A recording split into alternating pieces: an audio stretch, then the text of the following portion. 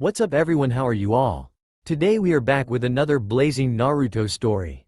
What if Tsunade stops Naruto from killing himself? If you enjoy then please like, share and do comments. Naruto couldn't be sure that he hadn't always felt this way. It was hard to remember the last time he felt truly happy, but then again, all those times felt like they were nothing more than dreams. There are a few things he knows without a doubt that anchor him to the world when he feels himself falling. His list has become a sort of mantra that he recites to himself when his thoughts become overwhelming. No one cares about me, my pain is my own, I am alone. While this may not be the healthiest grounding strategy, that's exactly what it has become.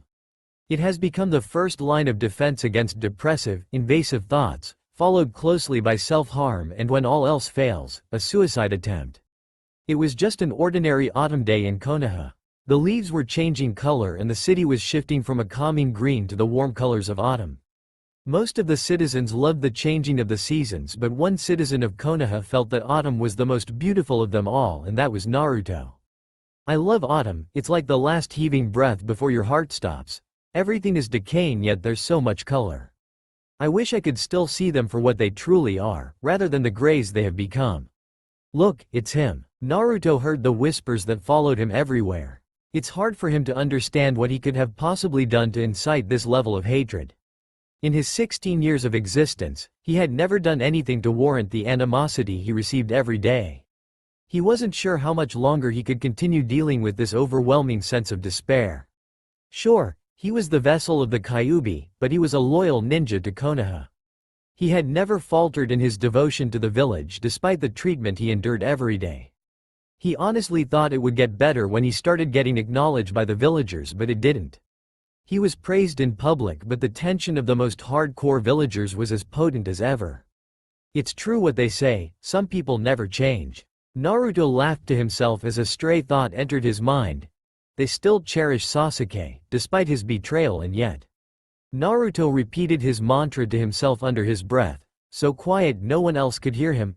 No one cares about me. My pain is my own, I am alone. He repeated this saying numerous times until he reached the safety of his apartment. He had been so consumed by his thoughts that at some point on the journey home, he had been hit with something rather sharp on his shoulder. Naruto huffed a sigh as he noticed the blood seeping through the orange strips of his jacket. He removed the jacket and placed it in his bathtub to soak. He grimaced as he noticed the speckles of blood on the inside of his sleeve. Guess I was a bit hasty this morning. Good thing I switched to the black jacket, the orange one would have been ruined by now. Naruto removed his mesh shirt and changed into his pajama bottom. The soft green shorts did not irritate the still healing cuts on his legs, which is why he favored them so much. He still occasionally wore the matching black t-shirt, but tonight he decided to let his upper body breathe. He surveyed himself in the mirror, noting how pale he had become, the numerous bruises that covered his skin, and most of all, the still healing cuts that peppered his arms and torso. He had learned a long time ago how to maximize his relief and minimize his discovery. Naruto has been self-harming since he was 6 years old. It started pretty innocently, clenching his fists when he became overwhelmed, which soon progressed into digging his nails into his palms. From there it was a steady decline, including punching walls and pinching himself, allowing easily dodged attacks to land in vulnerable spots, and finally cutting.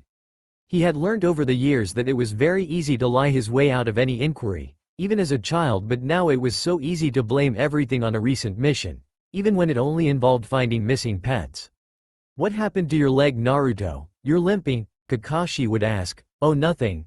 Naruto would respond. Just landed funny when I tackled that dog yesterday.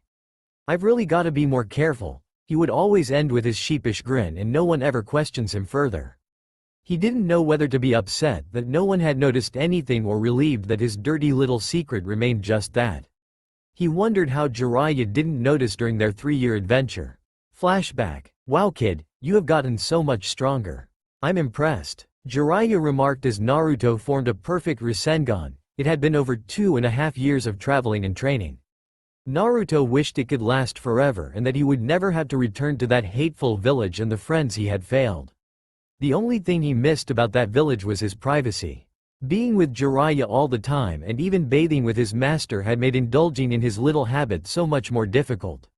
He had learnt to conceal the marks with a genjutsu for the times he had to remove his clothing, but Jiraiya always had this look on his face that said something was off, but he couldn't quite place it. He never mentioned it outright, so Naruto felt pretty accomplished with his disguise. There had been one incident where Naruto thought he was discovered for sure. This incident occurred just 2 months prior to returning to Konoha. It was the night Jiraiya had decided to meet up with an old comrade of his while traveling through the land of rice.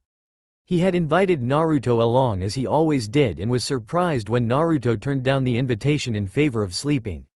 He brushed his concerns off quickly as it was a rare occasion they stayed in a motel and he figured Naruto wanted to make the most of the facilities while he could. Something was nagging at Jiraiya the entire night, so instead of staying out late, drinking and reminiscing, Jiraiya returned to the room shortly after sundown. He found Naruto lying in a pool of blood on the kitchen floor, but he couldn't find any visible wound. Naruto had maintained his genjutsu despite hitting a vein in his arm and losing consciousness. Jiraiya looked around for a possible attacker or weapon and found only a kitchen knife lying on the ground. He looked on the bench and found carrots which were in the process of being chopped. Jiraiya didn't want to believe that anything sinister had happened and allowed his mind to deduce that Naruto must have been preparing a meal when the knife slipped and cut himself. It didn't explain why there was so much blood or why there was no wound, but he couldn't think of any other explanation.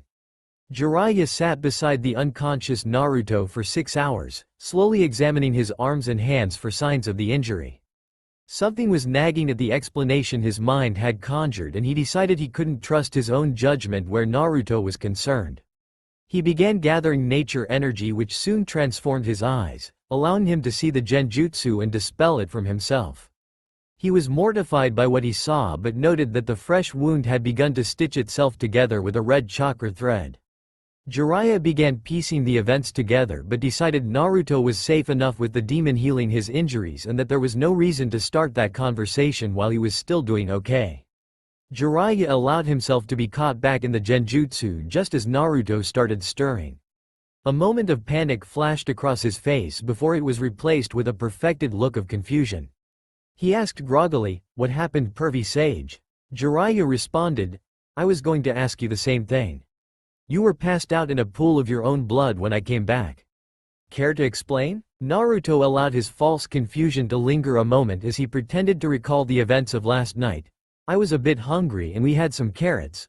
I was chopping them up. I guess the knife slipped, ya no. Clumsy me." He lifted his wrist and looked at it carefully. "Lucky for my quick healing, believe it." Naruto smiled sheepishly. Jiraiya shook his head but allowed a smile in return. Naruto internally sighed, not knowing Jiraiya knew more than he was letting on. End flashback. "Do I look the same to everyone else?" Naruto asked as he stared at his reflection in the bathroom mirror. "I get that I am hated, but how has no one noticed that I am falling apart? Maybe no one would notice if I died. Heck, maybe there would throw a party in my hour, thanking me for finally ridding themselves of my presence." Naruto allowed his tears to fall silently as he gripped the side of the basin, staring into his lifeless eyes. To everyone else, he had bright blue eyes, but all he could see was a gray as cold as ice and just as lifeless. "Maybe it will work this time," Naruto mused as he turned and walked towards his bedroom, picking up his weapons pouch from where it lived in the dining room. He made sure to turn off all the lights in his apartment and lock all the doors and windows. He may not care to live, but he didn't want to allow disgruntled villagers to defile his body. Naruto removed a small envelope from the weapons pouch and placed it on his bedside table. He lovingly held the kunai in his hand, wishing his tears could wash away the festering soul wound that was eating his alive. He knew it couldn't, but he still wished it would.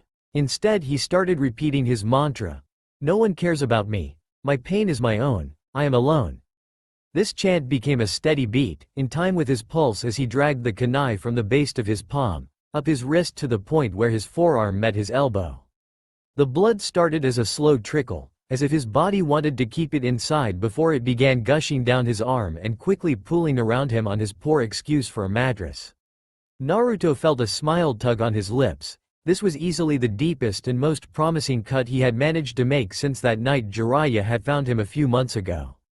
He felt a moment of guilt was over him as he remembered the worried glance Jiraiya gave him after the incident, but it quickly passed as the second message of his mantra beat in his head: my pain is my own. That's right. This is my pain and mine alone. No one needs to know. Everyone will be fine, happy even. I will finally be free. Naruto felt himself get lighter with each passing second. His body was no longer weighed down with hatred and sadness. He felt his head begin to spin as the room went dark. Finally, Naruto thought as his world was enveloped by darkness. Everyone in Konoha felt a sudden burst of chakra, but as quickly as it happened it stopped. There was only a handful of people who recognized that chakra and only 3 who had any inclination to rush to its source. Jiraiya, Iruka and Kakashi all converged on Naruto's apartment to discover the reason for the surge in chakra. They were not prepared for what they found. What the hell was that? Iruka asked as he unlocked Naruto's door with his key. Nothing good, I'm afraid, Kakashi responded, sniffing the air and detecting blood. Let's just remain calm, I'm sure everything is fine, Jiraiya said, portraying more calm than he felt as the memory of Naruto covered in his own blood flashed through his mind. Don't let yourselves be caught in any genjutsu, spread out and remain on alert. Jiraiya warned as they entered the apartment. The apartment was pitch black and as quiet as death. The 3 men spread out, checking each room until they all ended up in Naruto's bedroom. At first, it appeared as though he was just sleeping, blanket pulled around his curled form. Jiraiya felt so uneasy, he walked closer to study the scene further, but his attention was drawn to the small envelope on the bedside table. Kakashi and Iruka waited as the Sannin explored, not wanting to disturb Naruto but still alert. Jiraiya let out a gasp as he read the letter and promptly removed the blanket and began shaking Naruto with a force. Naruto, Naruto, he cried before lifting his student into his arms and disappearing. Kakashi and Iruka read the letter that caused such panic in Jiraiya and quickly understood what has happened. There were only 2 words written on the letter and that caused a similar reaction in the remaining 2. They both vanished with a flash, using all their speed to reach the Hokage's office where they knew Jiraiya had taken Naruto. All that was written on the letter, in jagged scrawl, damp from tears, were the words "You're welcome." Naruto could feel himself flying through the air. He had no idea dying would feel so pleasant. Now he knew without a doubt that it was the right decision to make. He finally felt at peace. Jiraiya was in a panic as he burst through the office doors, unable to form words as Tsunade turned, ready to start throwing punches before she saw the unconscious Naruto in his arms. What happened? She asked, praying she could remain strong enough to help her little genin. Don't know, found him this way. Suicide attempt. Jiraiya huffed, barely able to form words between the energy he had expended racing over and the grief that was suffocating his heart. Tsunade examined Naruto and was bothered by the lack of wound until Jiraiya placed his hand on her shoulder and formed the release hand sign, sending his chakra into hers. That little. Tsunade trailed off as the genjutsu was broken, noticing the severity of the damage, not just from tonight but from years of abuse. Tsunade held back tears as she sent her medical ninjutsu into the gash up his arm. She was examining the scars over his body, deducing that the earliest ones were roughly 10 years old, which only caused the tears she had been holding at bay to overflow, landing on Naruto's closed eyes. She couldn't help but notice how happy he looked to be knocking on death's door. Some part of her felt horrible for taking that joy away from him, but at the same time, she couldn't lose him. He lost a lot of blood. He should be fine, as long as he rests. We will hook him up to an IV and perform a blood transfusion. He should wake up in a day or so. Obviously, this was no accident. I'm going to set him up in the guest chambers here. You are to stay with him, Jiraiya. Did he leave a note? We need to understand what led him to this. Tsunade trailed off, staring at the person she loved like a little brother. Kakashi and Iruka appeared in the doorway, holding Naruto's note. They handed it to her. She began crying and felt her heart break. Okay, let's keep this incident quiet for now. Something pushed him to this. I don't need anyone adding to the problem by leaking this information. Jiraiya, you stay here with Naruto. Kakashi and Iruka, go to Naruto's apartment, clean up any evidence of this attempt and find anything that can help explain his state of mind, journals, pictures, letters, anything. We will meet back here in the morning and decide what to do from there. I understand that this is a very difficult thing to deal with, but he will need everyone's support when he wakes up. Finish the tasks I have given you and then rest. You are dismissed, Tsunade said, wiping her tears. Kakashi and Iruka left silently, feeling a heaviness settle in their limbs. Carry him to the guest room and I will start the transfusion. He will be fine, you need rest as well Jiraiya. I'll set up a cot for you next to his bed. He will need you to be at your full strength when he wakes up. I have this horrible feeling that he will try to run when he realizes that we know about his habits and pain. We can't let him go without helping him first. Jiraiya looked so defeated as he nodded his agreement and picked Naruto up. Naruto stirred slightly, feeling himself no longer flying but falling. Jiraiya had a fitful sleep, trying to rest but his mind just kept replaying the incident in his mind. Finding Naruto laying on the floor in the kitchen, finding him curled up in his bed covered in blood, all the injuries he received while training that he could have easily dodged. Jiraiya was beginning to figure things out but his mind was torturing him with the information. He could now see clearly all the times Naruto didn't look quite like himself before flashing his sheepish grin and spouting some arrogant nonsense. All those times he would refuse invitations to stay out and have fun and would then train the next day with a slew of different injuries. It was all starting to add up and Jiraiya felt like he was the worst person for not realizing what had been happening to his student over the 3 years they traveled together. Minato would be so upset with him for not taking better care of his son. Jiraiya finally found a restful sleep after saying his silent prayer to Minato and Kushina, promising to do better from now on.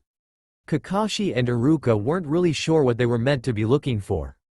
They had cleaned up his mattress and sheets, opting to replace them rather than trying to salvage something that was clearly ruined. Next they worked through his drawers, feeling progressively worse for invading the privacy of someone they had so clearly failed to help. Kakashi left Iruka to continue exploring the bedroom and went searching in other areas of the house. He couldn't help but feel responsible for his student and was feeling the soul-deep wound he experienced when his father committed suicide all those years ago. Selfish as it was, he did not want to go through all that again and didn't think he could live with himself if he truly failed his precious student. Kakashi was feeling incredibly defeated as he rummaged through Naruto's bathroom cupboard, thinking of how he failed him and Sasuke. He was honestly praying that there was nothing wrong with Sakura, otherwise he would have to declare himself the worst sensei ever. He was shaken from his depressive thoughts as he found a box, hidden at the back of the cabinet behind the towels. The box contained a number of illegal and deadly herbs, several dull kunai, crusted in blood and the remains of their team photo with Naruto's face scratched out. Kakashi had no idea Naruto hated himself so much, but this evidence also suggested that this was no one-off incident. How many times had Naruto tried to kill himself before tonight? Hey Kakashi, I found something. Iruka called from the bedroom, his despair was palpable. Iruka held a journal and a dozen letters for Kakashi to inspect. Each of the letters was unopened but has been dated on the front. He opened one that was dated 3 years ago, just after Sasuke had left. I failed again. I couldn't even bring that Teme back. I know it is all my fault and I don't blame the village for holding this against me. All I ever wanted to do was protect people, but I can't even do that right. Maybe I will be able to get it right this time. I'm sorry for all the pain that I have caused. Naruto. Kakashi couldn't bring himself to read any more of the letters and Iruka was already crying. He looked through the journal after placing the letters in the box with the other evidence they had found. The journal was surprisingly detailed considering how much they believed Naruto hated writing. It was a complete account of every incident that had taken place while he was in the academy, how he dealt with them through self-harm and how many times he attempted suicide. It also detailed how the Kyuubi had begun talking to him as a friend, lending him strength and healing his wound. Kakashi and Iruka looked again more thoroughly, knowing there must have been other journals detailing his life after the academy and possibly before. They found them eventually, hidden under a false floor board, 4 other books filled with pain, despair and thoughts of death. Well, Kakashi mused, at least we know what that chakra flare was. Iruka raised his eyebrow in silent question. It would seem the 9 Tails wanted us to find Naruto before it was too late. Let's call it a night. Tomorrow is going to be hard enough as it is. See ya. Kakashi vanished in a puff of smoke and Iruka walked slowly out the front door, locking it behind him. He could feel the despair pooling in his body like he was dragging chains. Oh Naruto, he whispered to himself, Why wouldn't you tell us how much pain you were in? Naruto woke with a jolt. Damn it all, didn't work again. Naruto muttered before fully registering where he was or the fact that he was not alone. Jiraiya was roused slowly by Naruto's muttering but immediately jumped to land right beside Naruto. He stared into Naruto's blue eye, his face showing nothing but concern. Naruto suddenly understood what was going on. Panic filled his features and he tried to think of a plan. Time, he needed to buy himself time. Play dumb, he thought, if I play dumb, I can lie my way out of this, like always. Pervy Sage? Where am I? What happened? He asked groggily, willing his eyes to reflect confusion rather than the calculations he was making. Clearly, he found me, but how? I'm not restrained and I'm not in the hospital. Maybe he thought it was an accident. Maybe this won't be as hard as I thought, Naruto mused as he looked around, trying to orient himself to his situation and surroundings. I was hoping you could shed some light on that, Naruto. You were passed out when we found you. It would seem the Kyuubi sent out a chakra flare. The real question is what put you in such danger that he felt the need to call for help? Jiraiya asked, trying not to startle Naruto as he noticed the way he surveyed the room, looking for an escape. Damn it, he said we saw more than just him. Naruto thought, changing his plans slightly, he couldn't move his arm, it was bandaged so tightly that any hand signs were out of the question. Wait, Kurama, what the hell? You called them? Yes, I called them, you stupid fool. You were going to die. I am not sorry for saving your life. What do you mean we? Naruto asked as he was pulled from his internal argument with Kurama. Kakashi and Iruka also responded to his call. You still haven't answered my questions, Naruto. What is going on? I don't know what you are talking about. Naruto muttered as he realized Jiraiya was only asking out of courtesy, in reality, he already knew. That's the moment Jiraiya finally saw Naruto's true face rather than the mask he always wore. The sadness and despair were etched over his features. Kid, it's okay. You're not in any trouble or danger. I just want to help you, Jiraiya pressed on, treating Naruto like a cornered animal. I don't need any help, Naruto rasped, clearly on the verge of tear. I've done just fine on my own. Jiraiya felt the shift in the room as Naruto's chakra started to gather. He knew Naruto was about to make a run for it, despite everything he had just said. Naruto, I'm sorry. With these words, Jiraiya pounced, effectively knocking Naruto out and placing a tracking mark on him should he flee. He didn't place the mark anywhere Naruto would notice, he placed it on the base of his neck, just under his hairline. I'm not losing you, kid, Jiraiya murmured before leaving the room, sealing the door and attending the meeting with Tsunade, Kakashi and Iruka. Having been knocked out, Naruto was stuck in his dreamscape with Kurama. It seemed like the perfect time to continue their internal argument. What the hell, Kurama? Why would you call them? I know you don't want to die, but seriously, it's time. Stupid fool. If I die, I reappear in a few years, it's the cycle of my life. You are not so fortunate. I did it to save you. Thank me anytime. Thank you? Thank you? You're welcome. Was that so hard? Kurama, you don't get it. I don't want to live anymore. I've had enough. If I didn't have such a deep loyalty to this resentful village, I would release your seal and then kill myself, but I just can't do it. I know you would destroy this village. You are missing the point, kid. I don't want you to release me. I want you to trust me when I say, you need help. I should have made you get help years ago, but I thought I could handle it. I thought if you became strong and defeated the enemy, the people would genuinely cherish you. But I was wrong. I don't think there is anything we can do to change their minds. I am sorry for all the pain I have brought you, so let me help you heal. I don't want to heal, Kurama. I want this to be over. Now I have to explain myself. Now I have to talk to people. Now I have to let them see how pathetic I really am. I'm meant to be a shinobi. My emotions aren't supposed to be visible, but mine are written all over my body. I'll never be able to fool those three with my genjutsu again. Just try, Naruto. They care for you. Let them help. If it doesn't help, then I will help you manipulate them into leaving you alone so you can continue down the path before you. But you must at least try to see the light. Naruto conceded with a slight nod. Fine, I will try. I don't think it will help, but you are the only one who has never lied to me, betrayed or abandoned me, so I will trust you, Kurama. Just so you know, I'm still pissed off about this stunt. He said with a pout. Tsunade, Naruto woke up briefly, and you were right. He was going to bolt. I had to knock him out. Let's have this meeting quickly. I can't guarantee how long my jutsu will last. He is much stronger and smarter than I realized. Tsunade nodded and told Kakashi and Iruka to present their findings. They laid 5 journals, 12 letters and numerous deadly items across the Hokage's table before explaining.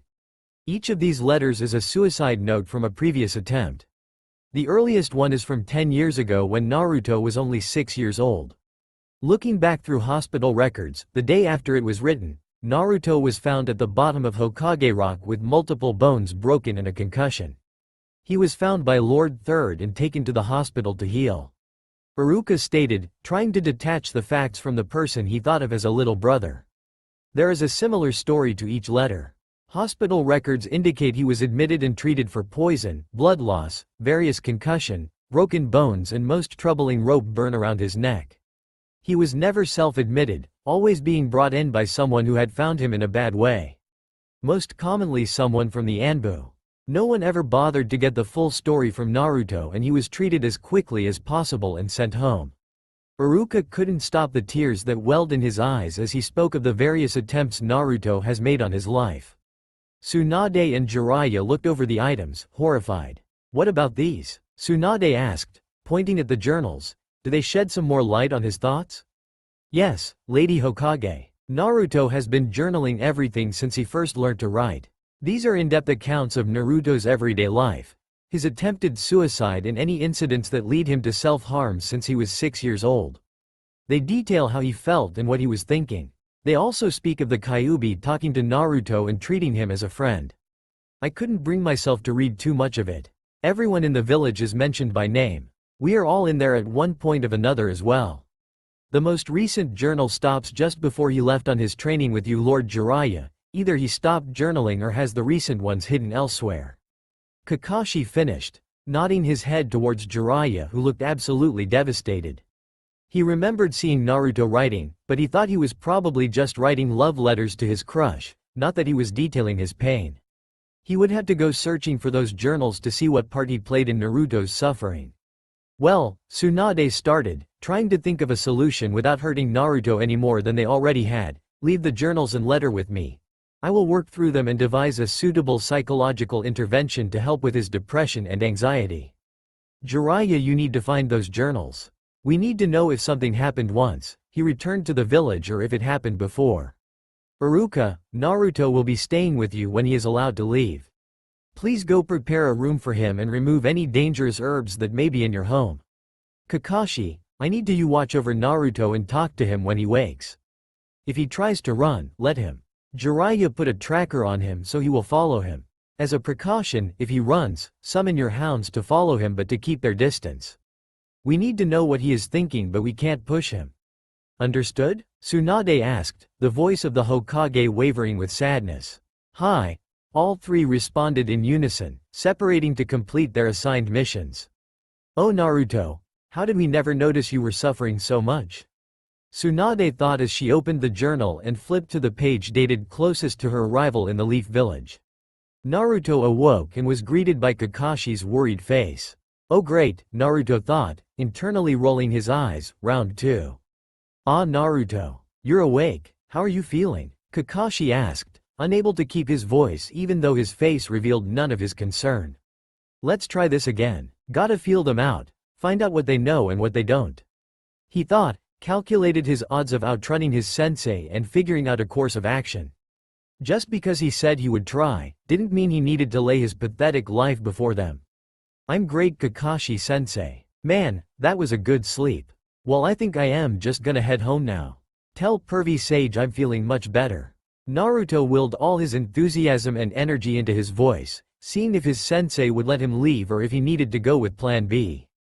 I'm sorry Naruto, but no one is buying it this time. We have all been turning a blind eye to your various injuries, believing you were just clumsy or unskilled, but we know you aren't either of those things. Nor are you as unintelligent as you have led us to believe. I think it's time we had a little chat, don't you? Kakashi asked, silently praying Naruto would agree to having the conversation rather than running. Naruto only spared one word in response before a yellow flash moved before Kakashi's eyes and Naruto was gone.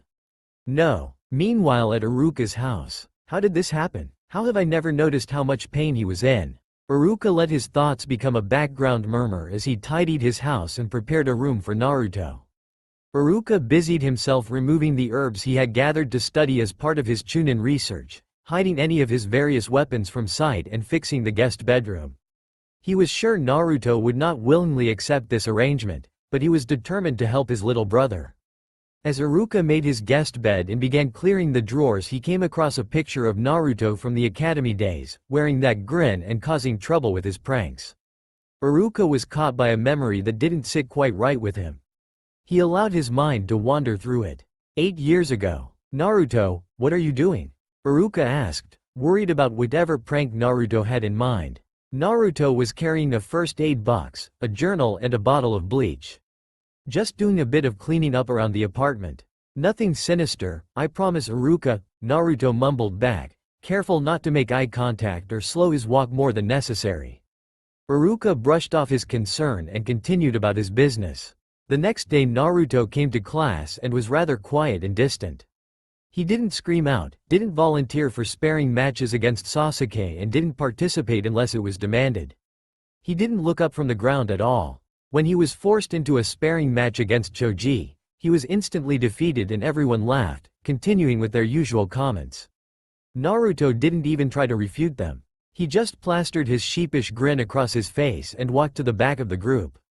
The following day he was almost back to his usual self. He complained about the work, told people he would be Hokage one day and painted the Hokage monument. Iruka chalked it up to him having a bad night's sleep and did not give it a second thought. Why didn't I notice? He must have been in so much pain. I should have done more to help him. I bet that was an attempt.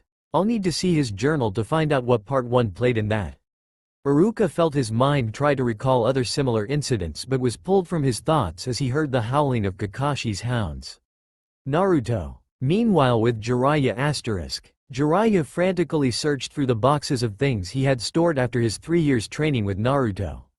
He didn't think he would have his journals because there is no way the kid would part with them just like that, but he was sure he could figure it out if he found his journal.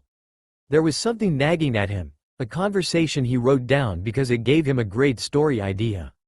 Hey Naruto, if you had to hide something, where would you hide it? Jiraiya asked, needing to figure out a plot point for his new story. That easy. In plain sight. No one ever thinks finding something would be that easy. I wouldn't even try to hide it. I'd put it on display. Naruto answered before he went back to scribbling away at the paper before him. That's clever kid. I like it. Jiraiya pondered where would be considered plain sight for Naruto's journal that Kakashi and Iruka would have missed. He went to Naruto's apartment and began looking around as if he was just admiring the decor.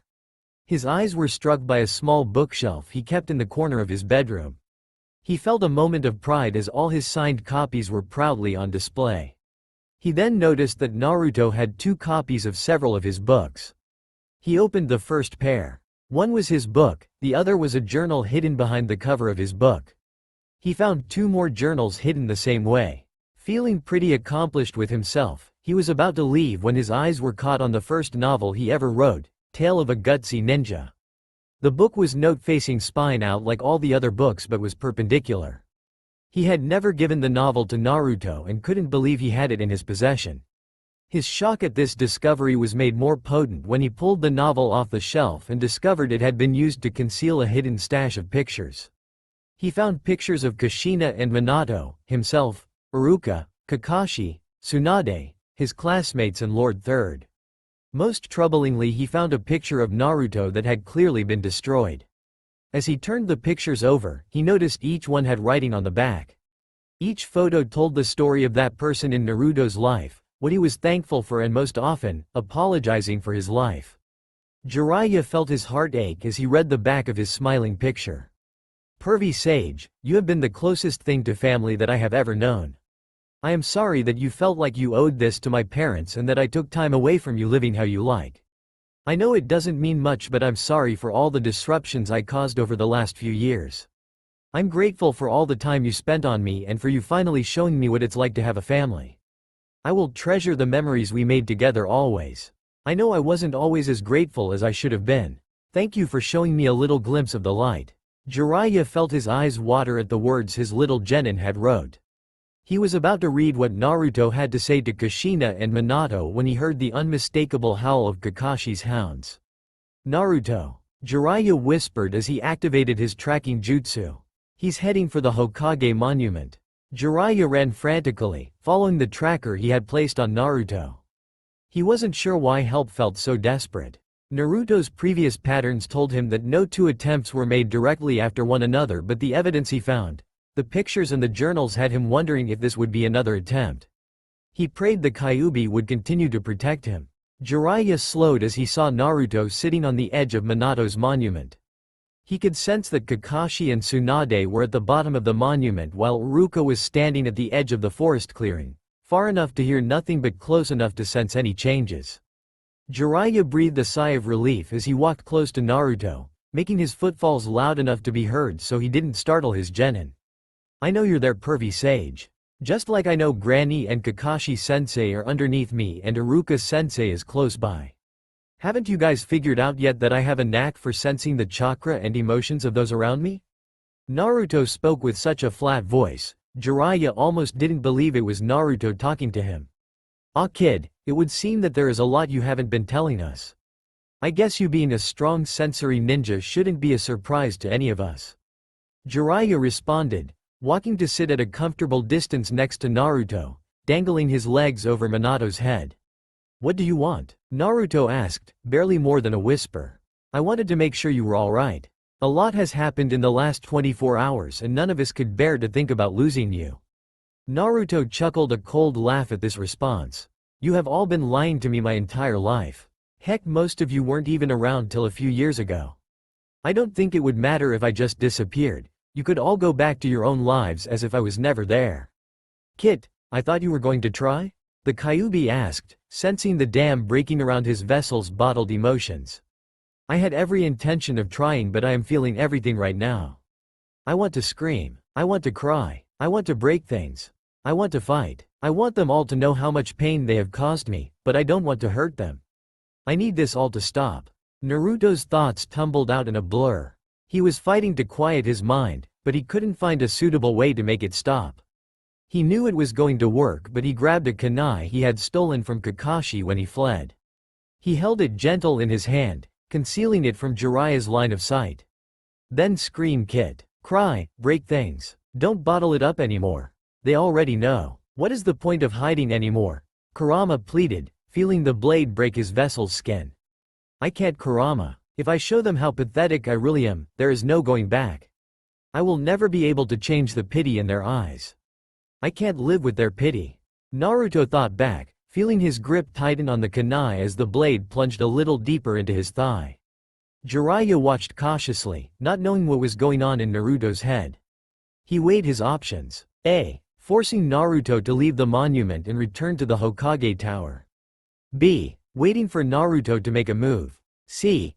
Keep pushing to find out what's going on. He quickly dismissed option A and B as the tang of blood coated his senses. Using force could make things worse, and it became apparent Naruto had no intention of moving. Jiraiya had no choice but to continue the conversation and see where it led. He started amassing chakra just in case something went wrong, and he needed to act. "You know, I've been a part of your life longer than you've been alive. I was the very first person your parents told when they found out they were pregnant. Heck, they even named you after a character in my book. I always thought losing them was the hardest thing that would ever happen until today. Now I know, losing you would break me. Please Naruto, let me in." Jiraiya pleaded, feeling the weight of his earlier promise to Minato and Kushina. "Why? You never told me who my parents were. None of you did. Everyone made me feel like I was some worthless kid who came from nothing. Konohamaru is treated like a frickin' rock star just for being the old man's grand kid, yet I'm the son of the 4th Hokage and I'm treated like crap. No one even had the decency to tell me that I was loved and that they didn't want to leave me. I had to find out from Kurama. Do you know how pathetic you have to have the Kyuubi have a change of heart? Why should I bother with any of this? I have been doing just fine on my own." Naruto's voice hitched as the blade slammed into bone in his thigh. Jiraiya then realized that this was not a suicide attempt but an attempt to convert his emotion pain to a physical sensation. However, he realized a moment too late as blood spurt from Naruto's leg. It was evident Naruto had lost consciousness. He began falling. Jiraiya was too stunned to move. Luckily Kakashi wasn't. He caught Naruto halfway through the descent and returned him to the top of the monument. Tsunade was close behind him. She removed the kunai and began healing the wound. Iruka came to the scene, visibly shaken by what had just unfolded. Tsunade did not mess around, telling Jiraiya to carry Naruto back to the Hokage Tower and for the other two to follow. This time they had no choice but to restrain Naruto for his own safety. He had stabbed through an artery and chipped his femur. If he tried to run again, he would reopen his wound and continue bleeding out, which was not an option at this point. They locked the door and left Tsunade's personal Anbu to watch over the unconscious Naruto. This is far worse than I thought. Tsunade sat in her chair feeling rather defeated. She knew it was bad, but she didn't think letting him run would make the situation worse. She regretted not telling Kakashi to stop him at all costs. Okay, she regained her composure and put on her battle face. We now have all his journals and notes. You three are his teachers, the closest thing he has to family, responsible for the different stages in his life. You are to read the journals that are from the stage he was under your care. I will analyze the notes and devise a suitable treatment. We have roughly 24 hours before the medical ninjutsu I cast over him wears off. He will then awaken and be moving in with you, Iruka. Iruka nodded, dreading what he would read about in Naruto's journals. Kakashi, you will be required to make sure that news of this does not spread. If anyone asks, tell them he has been sent on a high-ranking, top-secret mission and will return by the end of the week. Jiraiya, I need you to be there when he wakes up and take him to Iruka. Kakashi and Jiraiya nod in response. Make sure you disguise the journals as you read them. I don't want anyone, even Naruto, knowing what we are doing. Got it? Tsunade asked and dismissed them following their answering nod. Tsunade gathered the letters and her medical textbook on trauma and treatment before settling into the chaise lounge in her office with a bottle of sake. Iruka felt the weight of the world on his shoulders as he walked back to his apartment. He carried Naruto's journals like they were a newborn baby, needing him for warmth.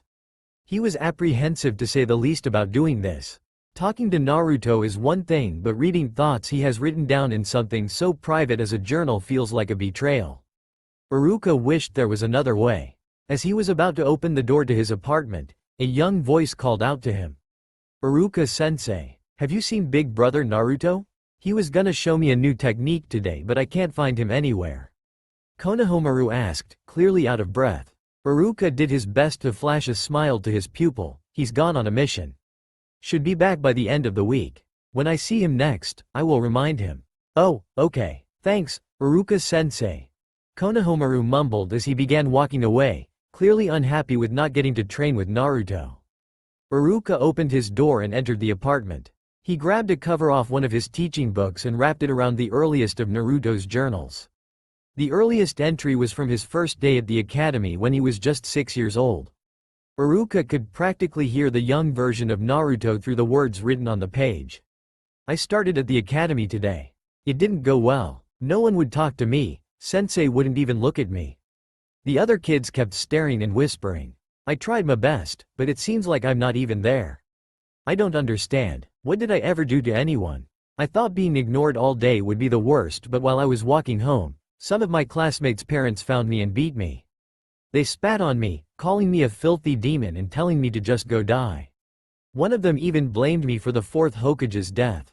I don't get it. I'm just a kid. I hate this. Iruka could feel his heart breaking as he finished reading the first entry. He didn't become Naruto's sensei till halfway through that year. His predecessor was a stern old man with a deep hatred for the 9 tails that killed his daughter. It's no wonder he treated Naruto so poorly. Iruka felt a wave of guilt wash over him. Was I really any different? I blamed Naruto for my parents' death too. I'm the real monster here. He was just a kid. Jiraiya sank further into his chair as he watched the unconscious Naruto. He thought the kid looked so peaceful and couldn't quite wrap his head around the events of the last 24 hours. He felt a bone-deep weariness that stemmed from his guilt of not saying something when he first noticed the boy's habit. Jiraiya will always regret not trying to talk to Naruto about how he was feeling and what he could do to help. He felt like he had betrayed not only Naruto but Minato as well. He should have been a better master. He should have been a better godfather. Jiraiya exhaled a mighty sigh, feeling his heart race as he slipped the cover of his latest book over one of Naruto's journals. He has chosen the latest one, looking for clues into his student's seemingly sudden decline. That was what he kept telling himself at least. In reality, he didn't want to read the earlier ones. He knew he hadn't treated the kid well from the start and couldn't bring himself to face the suffering he would have caused by being the asshole he knew he was at first. The journal he was reading began in the final year of their training journey together. Pervy Sage tried to loosen my seal today. He looked so disappointed when nothing happened. I honestly can't believe he still hasn't figured it out. Does anybody notice anything? Am I completely invisible? Or am I just inconsequential? Anyway, he looked dumbfounded, so I told Kurama to leak his chakra visibly and create a little show. This seemed to be what Pervy Sage was expecting, so he attempted to tighten the seal. Little did he know that I have already undone the seal from the inside. If Kurama wanted, he could take over.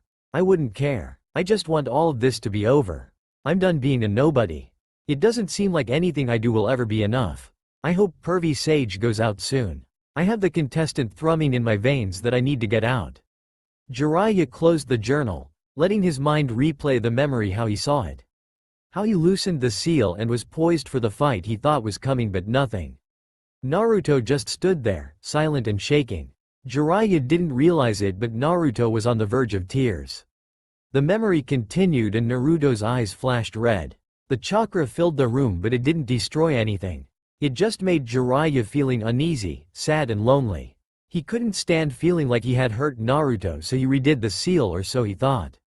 Jiraiya could not believe how much of their journey was a lie. He felt himself think of all the times he told Naruto to keep his emotions in check, particularly his anger, so he didn't trigger the Nine Tails.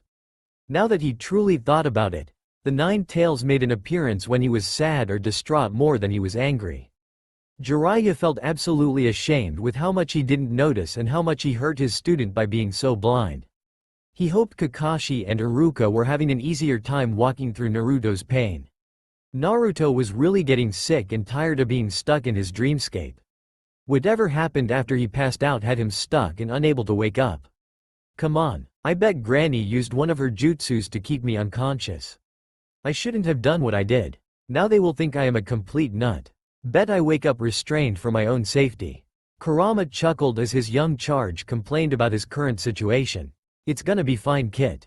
They are gonna help you. You don't have to do this alone anymore. Let's have some faith that they know what they are doing. Kurama spoke with nothing but affection for Naruto, truly grateful that the other shinobi had answered his call to save him. How can I have faith in anyone? No one has ever bothered to help me or care. I can't believe Jiraiya knew about the cutting and didn't care enough to help me. Why are they bothering now? Everyone would be better off without me. They have more important things to worry about. Naruto grew progressively more depressed as his thoughts led him to believe no one cared. He cares, kid. They all do. You are wanted and needed. Don't let the voices of those hateful villages become the only one that matters. Kurama countered. The memories that were flooding his dreamscape showed all the times his pain was visible and how no one bothered to help. Naruto watched his suicide attempt as a 6-year-old. Flashback. It was the first day of the academy and Naruto was so excited to be starting. He didn't have any family or friends and he was so excited to be included. He was dressed and ready to go before the sun had fully risen. He became anxious waiting in his apartment and began wandering around the streets of Konoha. The usual taunts and hateful words were thrown at him, but he was so excited about his day, he barely even noticed. He walked to the Hokage monument and watched the sunrise. He honestly thought the day was waking up to him and saying hello. It was breathtaking and the village was illuminated by hues of gold and pink. Naruto felt like it was a good sign, that today would be amazing and life-changing. He was right about it being life-changing, but that's about it. He waited outside the school on the swing set due to his nervous energy. When it was finally time to start, he entered with a bound in his step and a huge smile on his face. It wasn't long before Naruto realized that all his hope had been misplaced. No one talked to him, he was not acknowledged by his sensei, and the students threw hateful insults at him throughout the day. No one went anywhere near him during lunch and he slowly felt his heart break open as he realized being at the academy changed absolutely nothing. He was distracted as he walked home that afternoon. He watched his feet as they walked, counting his steps and wondering if anything would ever change. It all happened so quick that he had no chance to react. One moment he was walking, the next he was slammed against an iron fence. The only thing he could see was one fist after another hitting his face, forcing him further to the ground. They yelled at him, warning him to stay away from their children. Telling him he had no business being a shinobi. Urging him to kill himself and rid the village of his darkness. By the time they finally stopped beating him, the sun had fully set, and it was a moonless night. Naruto lay there for another hour, gathering the strength required to move. He couldn't stop the tears that flowed down his face. It hurt to move, to breathe, to be alive. He felt himself begin to walk on shaky legs with only one thought in his mind. It has to end. It has to end. It has to end. Naruto walked on the outskirts of the town, not wanting to face any more abuse. He made his way to the top of the Hokage monument. He took a page from his academy notebook and wrote his first suicide note. I'm so sorry for whatever I did. I didn't mean to. I'll do what I was told now and just die. I didn't mean to be a bother. I just wanted some friends. I wanted to know how to smile and laugh for real, but now I just want to be done. This ends now. Naruto. He folded the letter and tucked it in his jacket pocket before taking his final steps to the edge of Lord Fourth's head. He felt this warmth coming from his stomach, but he was too focused on the approaching end to stop his advance. He watched as the ground came up to meet him, and it seemed so slow. After he felt a dull ache, everything went black. He woke up a few hours later in the hospital. A nurse was sneering at him, handed him his release papers and told him to get out. Naruto could barely walk, but he managed to hobble out of the hospital and to his apartment. His release papers said that he had 2 cracked ribs, a broken arm, a concussion and a fractured ankle. No further treatment was provided for the 6-year-old, and he was absent from the academy for 2 weeks following the incident. Everyone was disappointed when he finally returned. End flashback. Even then, no one cared. I was 6 years old. Why even bother to take me to the hospital? Iruka was devastated by the amount of pain detailed by his student as a 6-year-old. He has experienced things no one should go through, let alone a child. The people of the village were so cruel in their absolute isolation of him. When did he first experience positive emotions? Iruka began to wonder if he was the first person to look at him with any kind of affection, and was riddled with guilt for how long that process took. He hadn't even made it that far through Naruto's journal. He was only up to the 2nd entry, and he knew things were only going to get harder. He continued reading. Iruka read the entry that followed Naruto's first suicide attempt. There were tear stains all over the page, and the scrawl was almost unrecognizable. According to the hospital records, he suffered serious damage but was released within an hour of regaining consciousness. I don't think I can do anything right. I couldn't even manage to die. I bet they hate me even more now. I can't go anywhere for a while. If I went outside, they would just beat me more. I can barely walk, everything hurts. It hurts to breathe. I don't want to do this anymore. But I have to. Once I can walk, I'll go back to the academy and pretend that nothing is wrong. I'll smile and laugh, and I won't let anyone ever see how much I'm hurting. No one will ever know, and then maybe the next time I try I will have more luck. If no one knows I'm hurting, no one can stop me. I will look like I'm so happy, and all the things they say to me that hurt, I won't let it show. I will bury it. Iruka was absolutely flawed by the pain he felt through Naruto's words. He remembers the 2 weeks following Naruto entering the academy, and his absence was largely left unchecked. The usual policy is to check on students who have extended absences, but he knows there was no follow-through on him. People rejoiced when Naruto was absent. Iruka remembers a time when he felt the same. Iruka felt the shame wash over him. Reading through this journal was proving to be a very difficult task for the compassionate Chunin. Kakashi stared at his young charge as he slipped his Ichi cover of Naruto's journal. He picked the journal at random from his pile and opened to the first page. It began around the training for the Chunin exams. Kakashi thought back to the events of the Chunin exam that lead his students to fight and one to flee. Kakashi began reading the first entry. It detailed his announcement that they would be participating in the exams and that no missions would be taken in the 2 weeks leading up to it. I don't know how I feel about these exams. I'm not smart and I'm not very strong. Kurama keeps telling me that everything will be fine because he has got my back, but I don't feel like there's any point. Maybe I can stage an accident during the exams and finally end this all. Kurama doesn't like the idea but he gets it. Sasuke has started pulling away from our team. Sakura never looks at me with anything but disgust and Kakashi won't give me the time of day. I'm just as invisible as I always was. I know I've saved a few people and completed some missions, but it hasn't changed anything. People still look at me with hatred and all I feel is pain.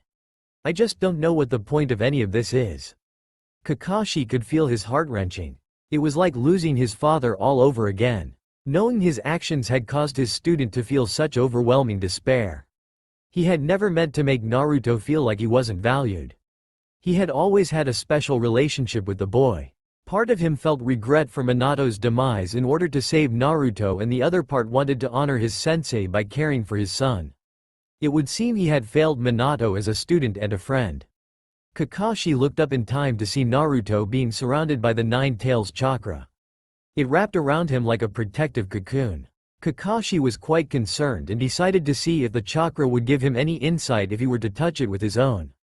Kakashi's chakra lashed out like a blue lightning bolt and coiled around Naruto's arm. Kakashi felt such a deep sadness paralyze his body. He was experiencing Naruto's emotions. The sadness he felt wasn't even the most overwhelming. There was a constant buzz that made him want to rip his skin open in the heart-wrenching pain of loneliness, failure and despair. Kakashi felt himself relax as his chakra unwound and returned to him. Kakashi could hardly breathe as he realized the pain the young shinobi has been dealing with for the majority of his life. He closed the journal and just watched Naruto as the chakra around him swayed and moved in a soothing pattern. Naruto was starting to feel the jutsu weaken. He wanted to wake up but the memories were intoxicating. He could feel each slice of the blade as it danced along his skin. He could feel the blood drain and his body become weightless. He could feel the poison burn his throat as he drank it. He could feel the air rush from his lungs as he hit the ground. He was mesmerized by the feel of the rope against his neck. He wants to wake up but at the same time he never wanted to wake up. He wanted to remain stuck with these white waves of ecstasy for the remainder of his days, until his body withers away and is swallowed by the earth. Kakashi was startled as the red chakra vanished leaving Naruto shaking and thrashing, trying to break free from his restraints. Kakashi wasn't sure how to handle the situation. Should he rouse his young charge? Should he hold him down? Should he get Tsunade? He wasn't sure how to handle this now that everything he ever thought he knew about Naruto has been a lie. He walked closer and noticed that Naruto had tears running down his face as he fought with his invisible attacker. Kakashi reached out and touched Naruto on the shoulder.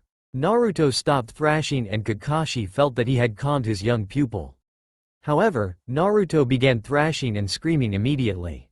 It was like the pause was just a movement to gather his strength before the true fight began. Kakashi summoned a clone and told it to get Tsunade immediately. His clone vanished and Kakashi went back to trying to soothe his young charge.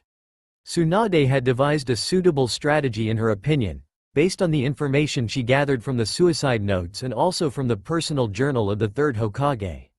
Apparently the third Hokage was well aware of Naruto's suicidal tendencies and chose to turn a blind eye.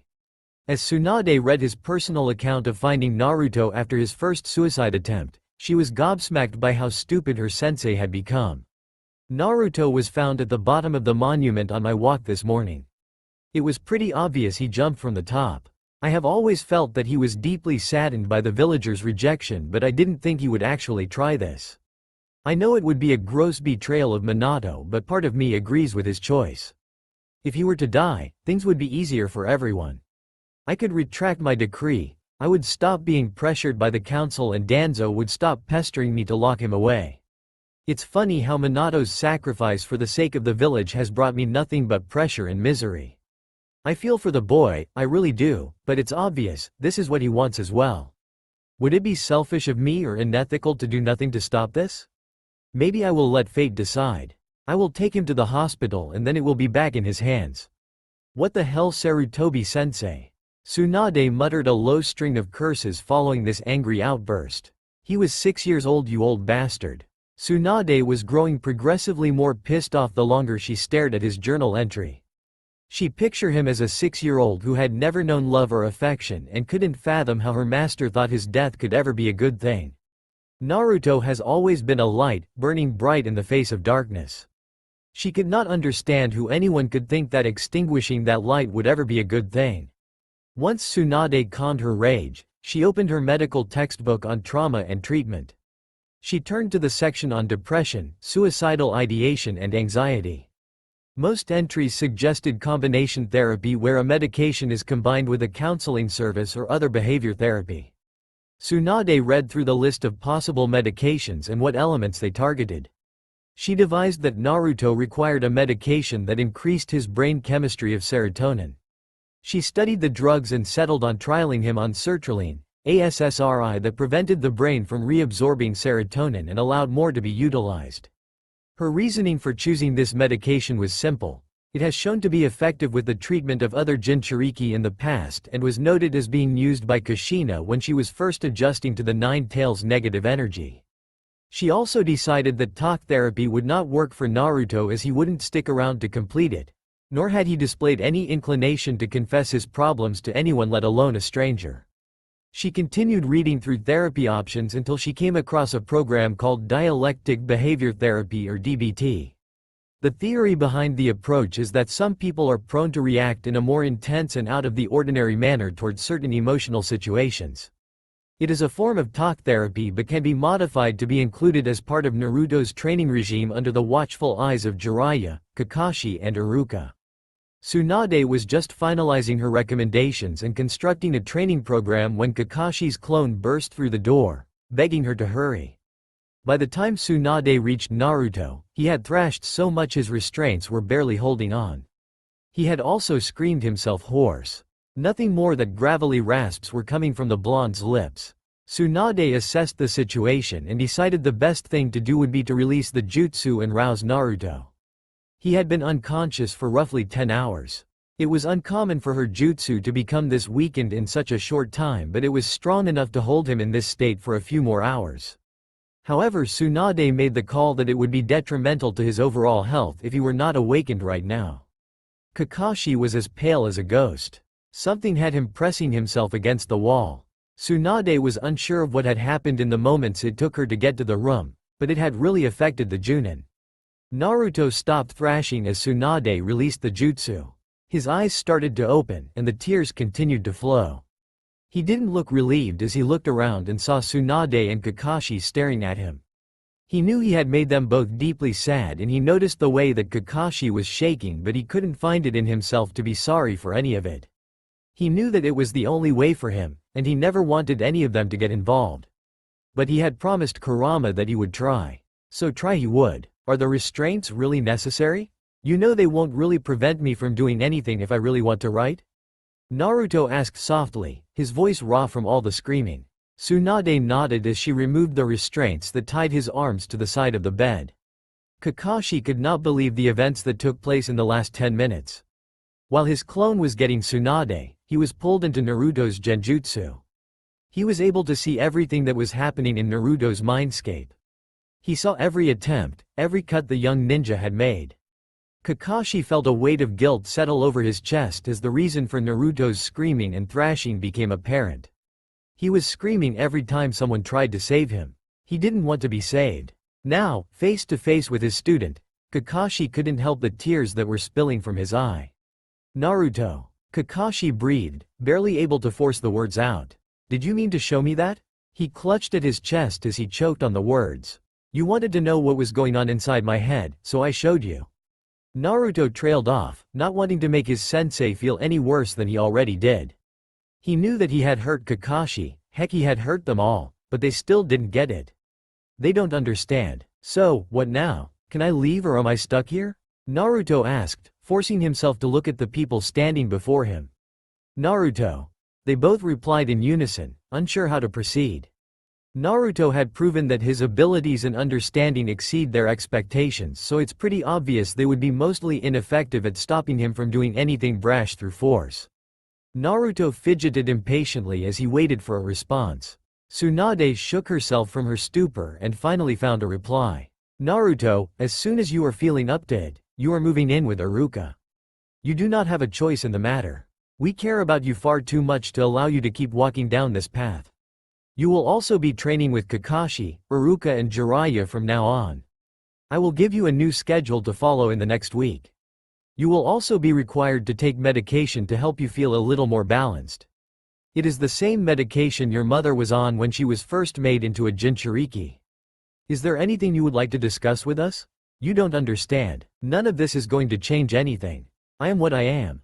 Don't you think I have tried? I've done everything it could to be part of this village, to be valued, and in the end, I'm still nothing. None of you even noticed. None of you ever cared, so why start now?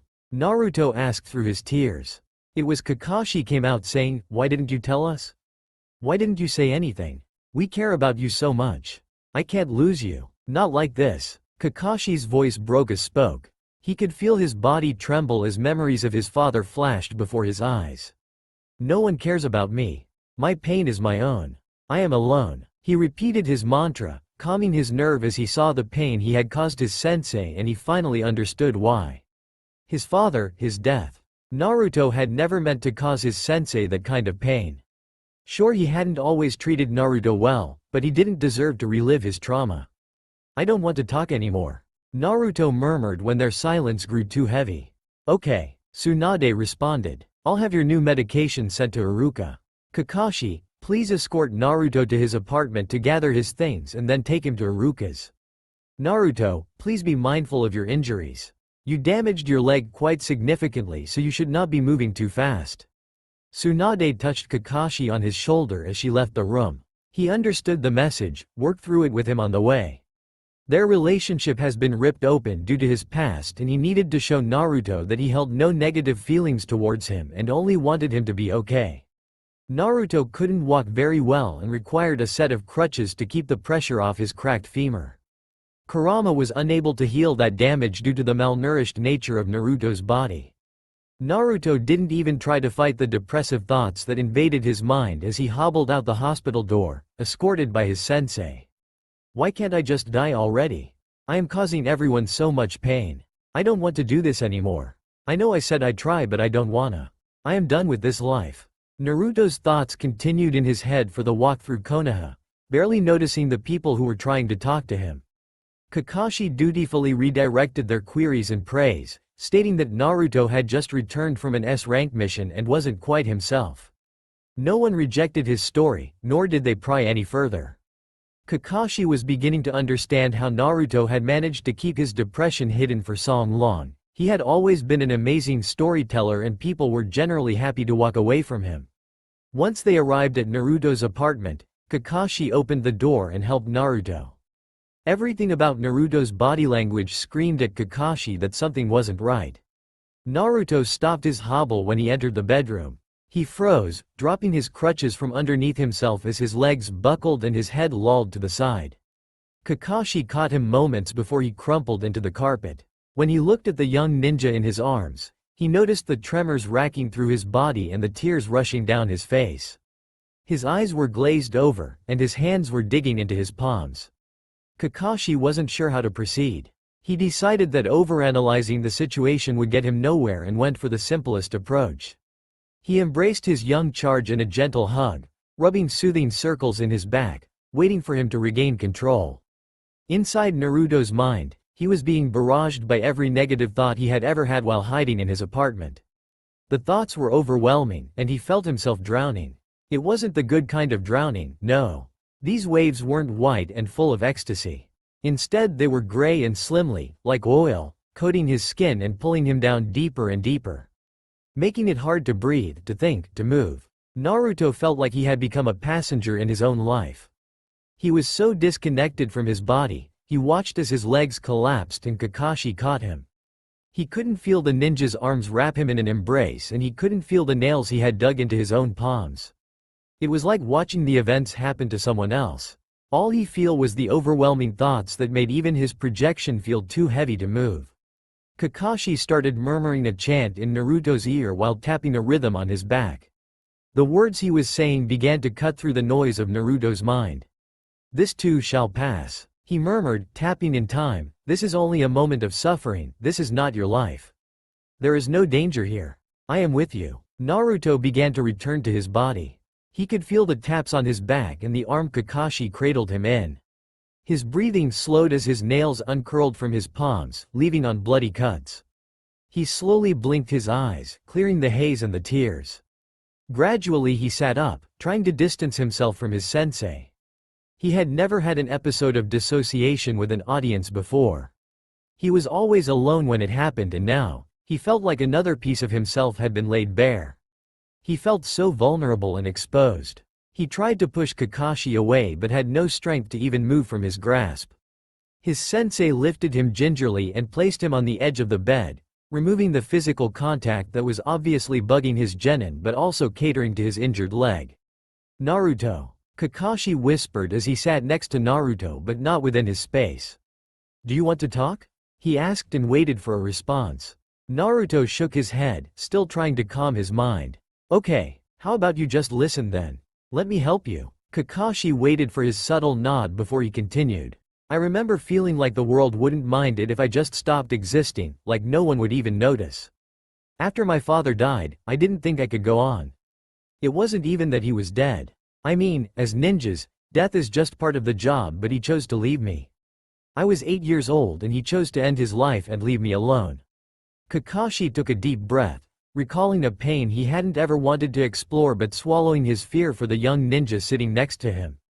"I was always a cold child, but after he died, I became numb. I couldn't feel anything. I didn't see a point in forming friendships or opening myself to love because at the end of the day, everyone would choose to leave, just like my father. Something broke in me when I found him. I couldn't understand his choices. First to ignore the shinobi code and then to take his own life. After he died, I wasn't truly alive." Kakashi felt a pain spread through his chest. He clutched at his jacket and crumpled forward slightly. Naruto, to his surprise, reached a hand out in offer and Kakashi took it. Naruto was still staring straight ahead, but he was starting to return to himself. Kakashi continued, "I threw myself into following the rules without question. If someone dies following the rules, then that was fine, because if you didn't follow the rules, someone else would die anyway. I was so shut off, even your father couldn't reach me. If it wasn't for Obito, I might have stayed that way forever. He showed me that opening myself up to people wasn't the worst thing I could do, and not everyone would choose to leave me. But then everyone died. Obito, Rin, Minato-sensei. I was so lost. Rin chose to kill herself too, but she used my Chidori to do it. I was overcome by grief.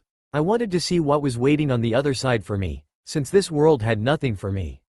I started making a plan, getting my affairs in order and writing my suicide note." Naruto squeezed Kakashi's hand in a silent support. "I decided I would do it the same way my father did. A sword. There was something nice about completing the cycle the same way he started it." "What stopped you?" Naruto asked, turning slightly to face their joint hands. He still felt unable to meet his eyes. "You did." Kakashi breathed, almost feeling a weight removed from his shoulders. "The day that I had planned to end my own life, I saw you, running around the village, telling people you would be the Hokage someday. Even then you burned so brightly, like a light in the darkness. You were so much like Obito in the way you behaved, but you looked just like Sensei. You made me pause for a minute. It was long enough for you to turn around and ask me why I looked like I crap." Kakashi laughed. "It was the first time I felt my muscles relax. You were only a kid, no more than 5, but you saw me and everything I was hiding. You made me want to watch your story unfold, to see the values of my friend and my sensei. I wanted to see how you would change the world. After that encounter, I was in no hurry to end my life. The option was always there if I felt the need, but everything you did made me want to live. Every time you proved someone wrong or showed your inner strength, I wanted to be a part of that. I wanted to have a role in your story, to honor the people who showed me how to love after my father died." Kakashi turned fully to face Naruto, knees brushing slightly. Naruto turned, working up the nerve to make eye contact. "I am so sorry that I didn't do right by you." Kakashi continued, "I should have tried harder, but I based my actions on what I saw. You were so vibrant and full of life, I thought Sasuke needed me more. Not that it made a difference with him. I have never stopped wondering that if I would have given my attention to you, whether I could have changed how you see yourself. It's obvious there is nothing I could have done for Sasuke, his demons were never mine to face. But please Naruto, let me help you face some of yours." Kakashi pleaded as he wiped a tear away from his eye. Naruto exhaled a deep breath, feeling more like himself. "Fine sensei, let's try." For Jiraiya, it took a few drinks for him to work up the courage to keep reading through Naruto's journal. After the immense betrayal he felt at having journeyed for 3 tiers with a practical stranger, he wasn't ready for the other truths that were uncovered through Naruto's written accounts. The next entry that stood out for Jiraiya detailed a chance meeting they had with another Hidden Leaf shinobi. Jiraiya thought back to how out of character Naruto was following the encounter. He dreaded what would be revealed to him. "I am really in a bad spot right now. We just ran into a shinobi I prayed I would never see again as long as I lived. Such horrible things were done to me and he was a part of them. They are all such hateful creatures, pretending to care, making a child believe someone saw them before doing such unspeakable things. I felt instantly nauseous the moment I saw him." Percy Sage noticed I was acting strange, quiet and withdrawn around his companion, but I know he didn't understand why. He probably thought I was upset at having his attention drawn away from me when really I was trying to not shut down or puke or cry. The vile things that man did to me still give me nightmares. I can't believe I ever trusted him, let alone thought someone would care enough to save me from those abusive villagers. I escaped one set of monsters, only to be dealt a worse fate. I hope he leaves soon and does not come anywhere near me. Jiraiya felt sick at reading the entry. Thinking back, he knows that the shinobi spent a few days traveling with them and Naruto was withdrawn and quiet, refusing to eat for the most part and distancing himself whenever he could. He dreaded reading the next entry, feeling responsible for the access he had unknowingly granted the other man. "It's been 2 days and I've done everything I can to avoid him, but he keeps getting closer. Today he cornered me while Pervy Sage was refining his water. He had me pressed against a tree, his hands roaming over me. I was frozen in terror and honestly couldn't move. Thankfully Kurama did. He repelled him and scared him half to death. I'm so thankful I had released his seal, otherwise I'm sure I would have another memory to haunt me until I die. I feel so disgusting. I hope he stops traveling with us, otherwise I might have to stop traveling altogether.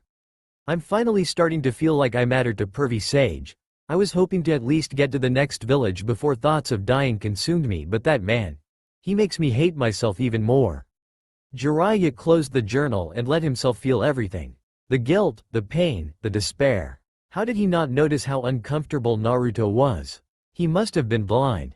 As he thinks back, he noticed small things, like the way the man stared at Naruto or the way he moved closer any chance he got, but he simply mistook it as being friendly, not being a predator. Jiraiya decides he needs to find this shinobi and teach him a lesson while also preventing any further trauma for both Naruto and any other victims. Iruka is drawn from his thoughts by a knock at the door. He walked quickly to welcome his guests. Naruto enters awkwardly, navigating with his crutches, and is followed by Kakashi, who is carrying his bag. They both look like crap, but there is a different aura from the last time Iruka had seen them. Kakashi is surrounded by a sense of hope while Naruto has completely dropped his mask and is allowing himself to be seen. The 3 ninjas stand awkwardly in Iruka's dining room, unsure how to proceed. Naruto is the first to speak. "So, where's my room?" he asks, wanting to extricate himself from the situation as quickly as possible. Iruka points down the adjoining hallway to a door that is ajar. Naruto hobbles his way to his room, followed closely by his 2 teachers. It's nothing special, a decent-sized room with a double bed, a desk and a set of drawers. It's much nicer than Naruto's usual bedroom, but to him it feels like a sort of prison, somewhere he is being forced to stay to pay for his sins. "I'm pretty tired, I think I will call it a night and get some sleep," Naruto said as he slumped down on his bed, hoping the other 2 men leave without a fuss. Iruka casts a worried glance at Naruto's too thin body but doesn't argue. "Okay Naruto, sleep well. If you need anything, let me know. There's food in the fridge if you get hungry." And with that, the 2 older ninja left Naruto to his own devices and retreated to Iruka Lounge to talk. The 2 men shared what they had learned from their journals as well as what they planned for their young charge. They both agreed he would need to be carefully monitored and nothing taken at face value. Kakashi was in the process of exiting Iruka's apartment when Jiraiya appeared, frantic and enraged. "Kakashi, I need your Sharingan. Someone in this village has a crime they need to pay for." Kakashi didn't ask questions as he followed Jiraiya to a questionable area of town. The man he approached with a fierce pace was someone Kakashi recognized as a Jonin assigned to border patrol. He was having trouble recalling his name until he heard Jiraiya growl furiously, "Otetsuya." The man turned quickly, clearly worried about the killing intent the Sannin was emanating. Otetsuya raised his hands in a placating defense, confused about the legendary Sannin being angry with him. Before Kakashi had time to react, Jiraiya had grabbed him and Otetsuya and teleported to a secluded cabin somewhere in the forest outside the village. Otetsuya started to tremble as Jiraiya summoned a clone to hold him from behind. The voice he spoke with was calm and lethal, the rage refined to a sharp point. "You have a lot of explaining to do," Jiraiya taunted as he paced before his prisoner and his clone. "We can do it the easy way where you tell me the truth and maybe you survive, or we can do it the hard way and you can enter the Mangekyo Sharingan and probably die while telling me what I want to know. So first question, what did you do to Naruto?" Otetsuya pales as soon as Naruto's name is mentioned. His eyes begin farting around, trying to find an escape. Jiraiya gives Kakashi a hand signal meaning now. Kakashi slides his Hite off his Sharingan and activates his Genjutsu. He is unsure what Jiraiya wants to know, but he knows it is not meant to be pleasant. He allows the landscape to form based on the fear the captive is feeling. Jiraiya asks again, "What exactly did you do to Naruto?" Otetsuya is feeling immense agony from the Genjutsu and cries out in pain. "I gave him what he deserved. I used him and then threw him away like the monster that he is."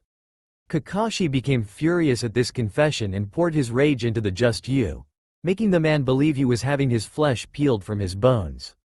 "How many times?" Jiraiya asked, quiet as death. The man screamed before responding, hoping by giving them the answers they sought, the pain would end. "Several times. I used him every time he crossed my path. He didn't know what was happening, he was just an academy brat, barely 10 years old. All I had to do was show him a bit of kindness before I took him and he was happy for the attention. He didn't understand. After the first time, no amount of kindness took his fear away and I felt great, causing the monster fear. I must have broken him though, he stopped waiting for people to be nice and always expected them to beat or rape him. Please, that's everything, let me go." Jiraiya simply responded by saying, "I'm sure he begged for you to let him go and I'm sure you didn't listen, so no. You will stay in here until I decide otherwise." Kakashi put him in a coma. "We are gonna dump him with Tsunade and let her decide his fate." Just like that, a rapist had been caught in his own mind, trapped in agony, and two teachers felt even worse for not noticing the trauma a young boy had been through. As they dumped Otetsuya in the Hokage's office, they apologized for the measures they took and left to fill Iruka in, as well as deciding whether Naruto needed to be informed or whether it was best to keep it a secret. Iruka was incredibly troubled by Kakashi's sudden departure. He was sure it meant nothing good, especially considering the way Jiraiya was. It was not something Iruka had ever witnessed from the legendary Sannin, who always seemed highly composed. It was unnerving to say the least. Iruka was also incredibly worried about Naruto, who had not made a sound. He was beginning to wonder if he needed to make an open-door policy and whether that would break the young ninja further. He didn't like the idea of not being able to trust Naruto, but he also didn't want to ignore the possibilities that could be happening within the room. Iruka spent a good 5 minutes debating with himself as he stared at Naruto's door. In the end, he decided to read another journal entry, fix some dinner and do a quick check-in to see if Naruto was asleep or if he was engaging in negative habits. Iruka had finished reading through the first half of the journal and was up to the perspective of the 7-year-old version. By the account of the journal, Naruto had tried to kill himself twice when he was 6 years old. The first by jumping off Hokage Rock, the second by sleeping outside in the rare snowstorm that had hit. According to the hospital records, Naruto was found by an Anbu returning from a mission on top of Hokage Rock, half frozen to death in nothing but a t-shirt and shorts. The journal states that he spent 3 days in the snow, feeling the white surround him in a frozen embrace. "I have never seen snow before. I wonder what it would feel like to be wrapped up in it. It looks so soft and inviting. No one would even notice if I just disappeared. They all think I am happy, but really, I hate myself. Probably more than they hate me. I wonder if the snow hates me. I don't think it does. Will the snow accept me? Will the snow embrace me? I think I might try it. Maybe it will be a nice way to die. Surrounded by something rather than alone." It was painful to read how much had happened to a small child and how much he was neglected. Iruka prayed that things started getting better since he could recall Naruto beginning to hang around with Shikamaru when he was about 7. Iruka had started a small tally to keep track of how many times Naruto tried to end his life before he left the academy.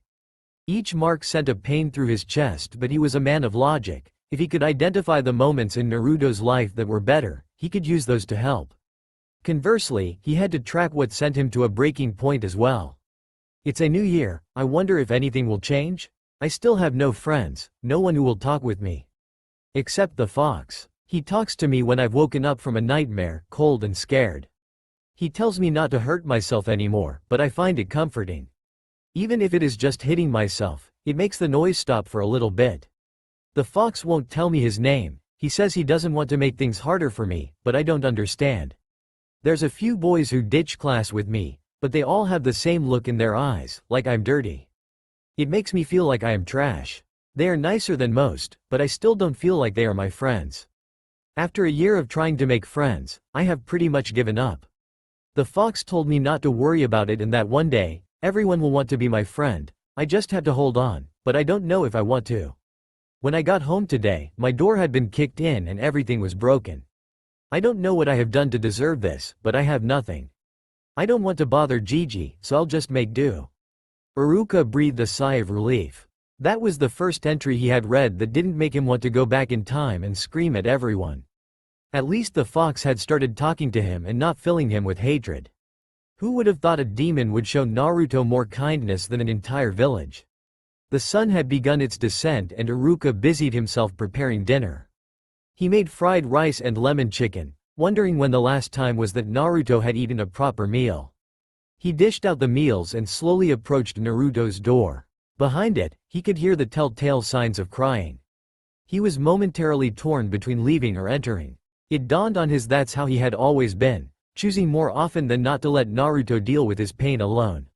No more, Iruka whispered to himself as he opened the door and found Naruto sitting on the edge of his bed, tears freely flowing and deep scratches across his forearm.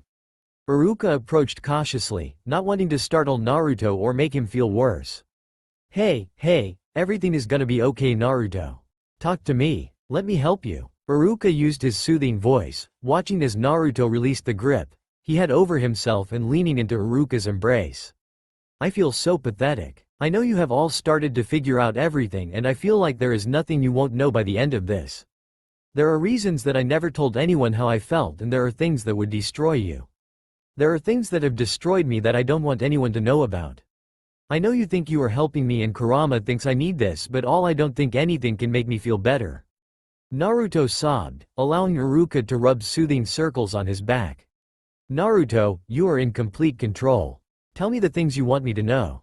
Tell me things you can, or if it works better for you, don't talk. Write it down and I'll read it. You know I will not judge you. I have seen that this village has a darker side. I felt it when I became an orphan, and everyone started treating me like I was beneath them. So I get it. What I don't get is why you didn't let me in. You are family to me, Naruto, and I will always be there for you. I may not have noticed that you needed me, but I am here now, and I will help you in any way I can. Just let me in. Iruka spoke with such emotion, he could feel tears forming in his eyes. Naruto didn't try to hide the emotions on his face, he wore his pain and let Iruka see all of him. Come on, let's go eat dinner and talk. It doesn't have to be deep if you want to start slow. Talk to me about the weather if you want, but let's get to know each other, hey? Naruto nodded as he left Iruka's embrace and hobbled out to the dining room table. That's it, kid. Let them in. Let them see you as you are. You are not a monster. Kurama thought as Naruto started to open up to Iruka. First things first, let's clean your arm up so you can enjoy the delicious dinner I made. Iruka made sure to emphasize the word delicious as he wiped an antiseptic over Naruto's deep scratches and applied a bandage. All better, let's eat. Iruka watched as Naruto pushed food around his plate, eating one mouthful every 5 minutes at best. By the time Iruka had finished his plate, Naruto had eaten maybe 5 mouthfuls. The silence became heavy as Iruka scrutinized his young charge's lack of eating. He tried to make it conversational so it would not feel like an invasion. So how long since you've last eaten a full meal? Since the last time you took me out to ramen. I don't like to eat when I don't have to. So unless someone was watching, I wouldn't really bother. Naruto answered flatly, obviously done trying to hide his habits. Why? Iruka asked, unable to contain his response. When I was younger, I didn't have many options for food, so I would eat when I could. Being desperate for food led me to put my trust in the wrong people and I paid the price for it. I only really ever eat around you, Kakashi or Jiraiya. I don't trust anyone else and even then, I don't eat as much as I've led you to believe. I kept up my genjutsu so no one would notice how pale and thin I had become along with the cutting.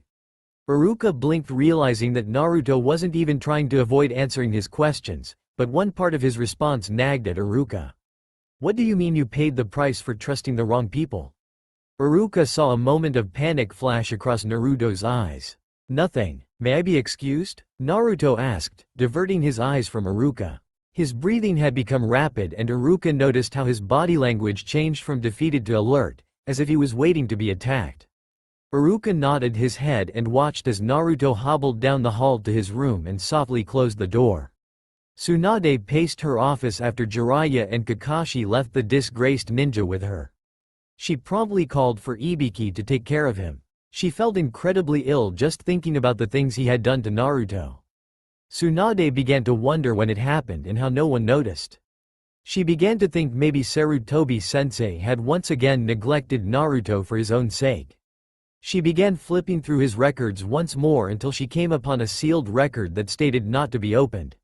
Of course, she opened it immediately. The villagers have become more outspoken about Naruto. He runs around, playing pranks, vandalizing everything. Anything to get people to acknowledge his existence. But I fear something in him has changed. He has become withdrawn from me. He doesn't talk to me anymore. He is only 10 years old. I fear what may have happened to him. I've started putting a tracker on him. I've had Enma follow him discreetly, but the reports have been worrying. Apparently one of the patrol Junins has taken an interest in the boy in a less than savory way. I have no evidence so I cannot act on suspicion, however when I asked Naruto if he felt threatened, he told me no and ran away with that grin on his face. Finally caught up with the ninja in question, he said Naruto is his friend and that everything is completely consensual and legal. I didn't trust him, so I marked him and put a seal on him that prevents him from touching Naruto as long as I am alive. Hopefully it will be a permanent deterrent for whatever is happening. I have also listed him on the Monitor and Act Registry for crimes against children. However, it would seem that Naruto is the only one he has been game enough to approach. Without further evidence, I am powerless. This entry will be sealed until further evidence is found or I am dead. So he thought something was wrong and did the minimum. Tsunade spoke aloud as she punched her desk, effectively rendering the piece of furniture ruined. Tsunade sighed as she slumped to the ground. Oh Naruto. She murmured as she succumbed to her tears. That night, Naruto dreamed of all the horrible things that had been done to him when he was naive and innocent. Hey kid, wanna come get some barbecue with me? I've got no one to go and you look like you could use a feed. The stranger asked him in a sickly sweet voice. Naruto had never been spoken to with such kindness. He immediately jumped at the chance to spend more time with the man. Yes, I would like that, ya know. The evening started normal enough. True to his word, they went for barbecue and the man let him have whatever he wanted. He ate so much he thought he was going to burst. Naruto wondered if this was how normal people felt, content and full. He was feeling overjoyed. As the night crept on, the man suggested going back to his house for dessert. Naruto was more than happy to go back for ice cream and was too young to think anything was wrong. He was however very wrong. As soon as they entered the front door, the man grabbed Naruto's arms and held them behind his back. Naruto felt the chains lock into place and his energy faded. He was so drowsy, he couldn't do anything but move when nudged. The man took no time stripping the 10-year-old down and chaining him to the bed. Naruto felt the cool sheets beneath his body and the food rising in his throat as he began to understand that the so-called acts of kindness from this man were all a cruel trick to defile him. He heard Kurama shouting at him to fight, trying to force his chakra out to no avail. Focus on me, kid. Abandon your body and stay in your mindscape with me. You do not want to be present for this. The chains prevent me from taking over, but I will shield you. Kurama rasped when he realized he couldn't break the chains. He cursed himself for not sensing the danger soon. He felt Naruto retreating within his mind as the man caressed his body. Kurama wrapped Naruto's consciousness in his 9 tails and held the young boy until it was over. Naruto woke with a scream. Iruka immediately rushed into his room and gasped at what he saw. Naruto was banging his head against the wall, begging it to stop. Kurama's chakra had formed a helmet around his head, stopping any harm from being done. Iruka wasted no time, reaching a hand out to Naruto and pulling him out of the bed, into a hug. It took a few moments before Naruto returned the hug and began crying softly onto Iruka's shoulder. He started to tell Iruka that he was dirty, but Iruka wouldn't let go and kept telling him how much he cared. Kakashi had another go of reading the journal. The adrenaline of finding Otetsuya and trapping him in the Mangekyo had worn off and a soul-deep weariness had replaced it. After dumping him with Tsunade, they had planned to inform Iruka of the situation but had realized it had become too late to disturb the Chunin and that Naruto would need time to adjust to his new living conditions without any added pressure. Kakashi sighed as he lounged in his recliner, ready to read the next journal entry. Technically it wasn't a suicide attempt, but I almost died today. I was so close. Sasuke put a Chidori straight through my chest. Clearly the stupid Teme needs to work on his aim. He missed my shattered heart. I could feel the warm embrace of death just beyond my reach. Of course, when I woke up, I was in a hospital and I was considered a failure on all accounts. I couldn't bring Sasuke back, everyone that came to help got seriously injured and I'm still alive. I don't understand why Kakashi didn't just leave me out there to die. It would have been better for everyone. I would have got what I wanted, the village would have got what they wanted, and Sasuke would have technically killed me and could have gotten his power. It honestly would have been the best thing. Kakashi felt his chest tighten. Did Naruto really wish I would have left him to die in the Valley of the End?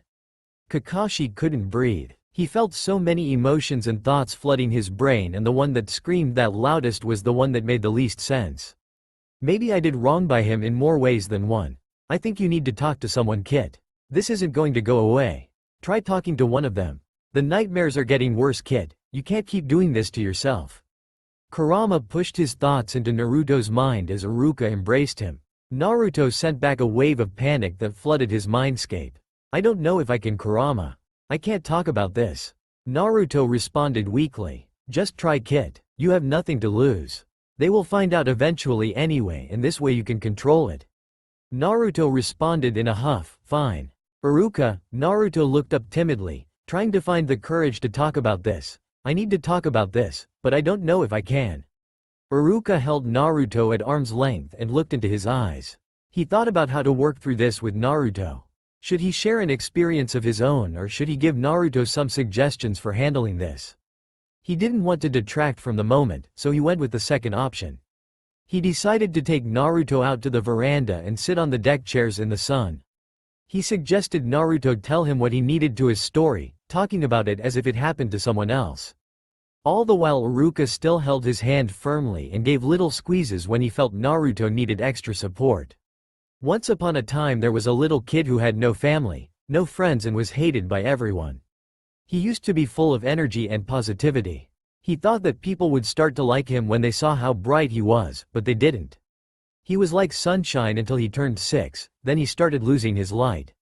He started finding darkness everywhere he looked and tried a few times to be consumed by it. Every time he tried to enter the darkness, someone stopped him. It made him feel like even death had rejected him, like he wasn't worthy. He decided to never let people see him as he truly was. He decided to smile and laugh, make jokes and pretend so no one would notice when he tried to die. If no one noticed, then no one would stop him. Iruka had to reach up and wipe away a stray tear that had begun running down his cheek. Hearing the pain as Naruto told his story was breaking his heart. It wasn't anything Iruka didn't already know, but hearing him say it refreshed the pain. Naruto continued. He spent years like that, never showing people his true self. Trying and failing. Failing at everything. Failing at the academy even though he could do it. Failing tests because that's what people expected. Losing fights because there really wasn't any winning. People would hate him and think he was a monster either way. He didn't know what kindness looked like, so he would take any kind of attention that was given to him. One night when he was 10, an older ninja showed him kindness, fed him and pretended to care. He asked him to come to his house for ice cream and he was so excited. He finally felt like someone wanted to spend time with him, so he trusted this ninja. As soon as he walked through the man's door, he felt something heavy clasp around his wrists, behind his back. He felt all his energy drained from him and he couldn't move or fight or think. The mane chained him to a bed and stripped him down. He can remember the hands roaming over his body and how frightened he was. He had a voice in his head, telling him to abandon his body and retreat. He was shielded within his mind, so he doesn't remember much of what happened. He can still feel the hands on his skin. He still feels dirty and sometimes he has nightmares where he remembers everything. He relives the whole thing and doesn't get to shut down. He remembers the other times that were quick and dirty, moments stolen from him in dirty alleys and training grounds. He remembers needing to rip his flesh off to stop feeling the ghosts of the memories. Iruka is freely crying by this point, shaking with rage. He doesn't like to talk about any of it, so he writes things in his journals. He doesn't share his feelings or his thoughts. He plasters a smile on his face throughout the day and tries to end his life at night. So far it hasn't worked, and now the only people he has ever trusted know the truth about his habits and his intentions, and he knows they want to help but he doesn't want to live. No, after everything. Not with the memories. He has tried, for the senseis who have shown him kindness and shelter. He has tried, but he still doesn't think there is any hope for him. He doesn't think life is worth living for him, but he doesn't want to hurt the people who have loved him in spite of everything. He doesn't want to let them down. When it was clear Naruto had finished his story and no longer wished to continue, Iruka pulled him into a hug and held him tightly. He spoke gently as Naruto clung to him, shaking from the emotional upheaval of sharing his darkest moment with Iruka. Naruto, there is nothing about that story that makes you less. You were a child and he took advantage of you. Thank you for sharing this with me. I will do everything in my power to help you through this. I will not abandon you and I will never stop caring. The two stayed in their embrace for a long time before Naruto cleared his throat and asked what was for breakfast. He felt lighter than he ever had before and was proud of himself for sharing. He was still haunted by his memories, but he knew he was no alone. Or at least that's how it felt. Jiraiya was still running on adrenaline from capturing that scumbag. He felt unable to settle his nerves and found himself wandering the streets of Konoha. As he wandered, he was riddled with a deep sense of defeat. Seeing the village through Naruto's eyes, it was a lonely place with many hidden secrets. His feet lead him to the bathhouse where he had many fond memories of his encounters with Naruto. You look just like Minato when I first saw you, trying to walk on water. How did I fail you so badly? Jiraiya mumbled to himself as he entered the bathhouse and prepared himself to bathe. He decided to look into their first encounter through Naruto's journals. He wanted to believe that Naruto was glad to have met him and that it was a positive moment.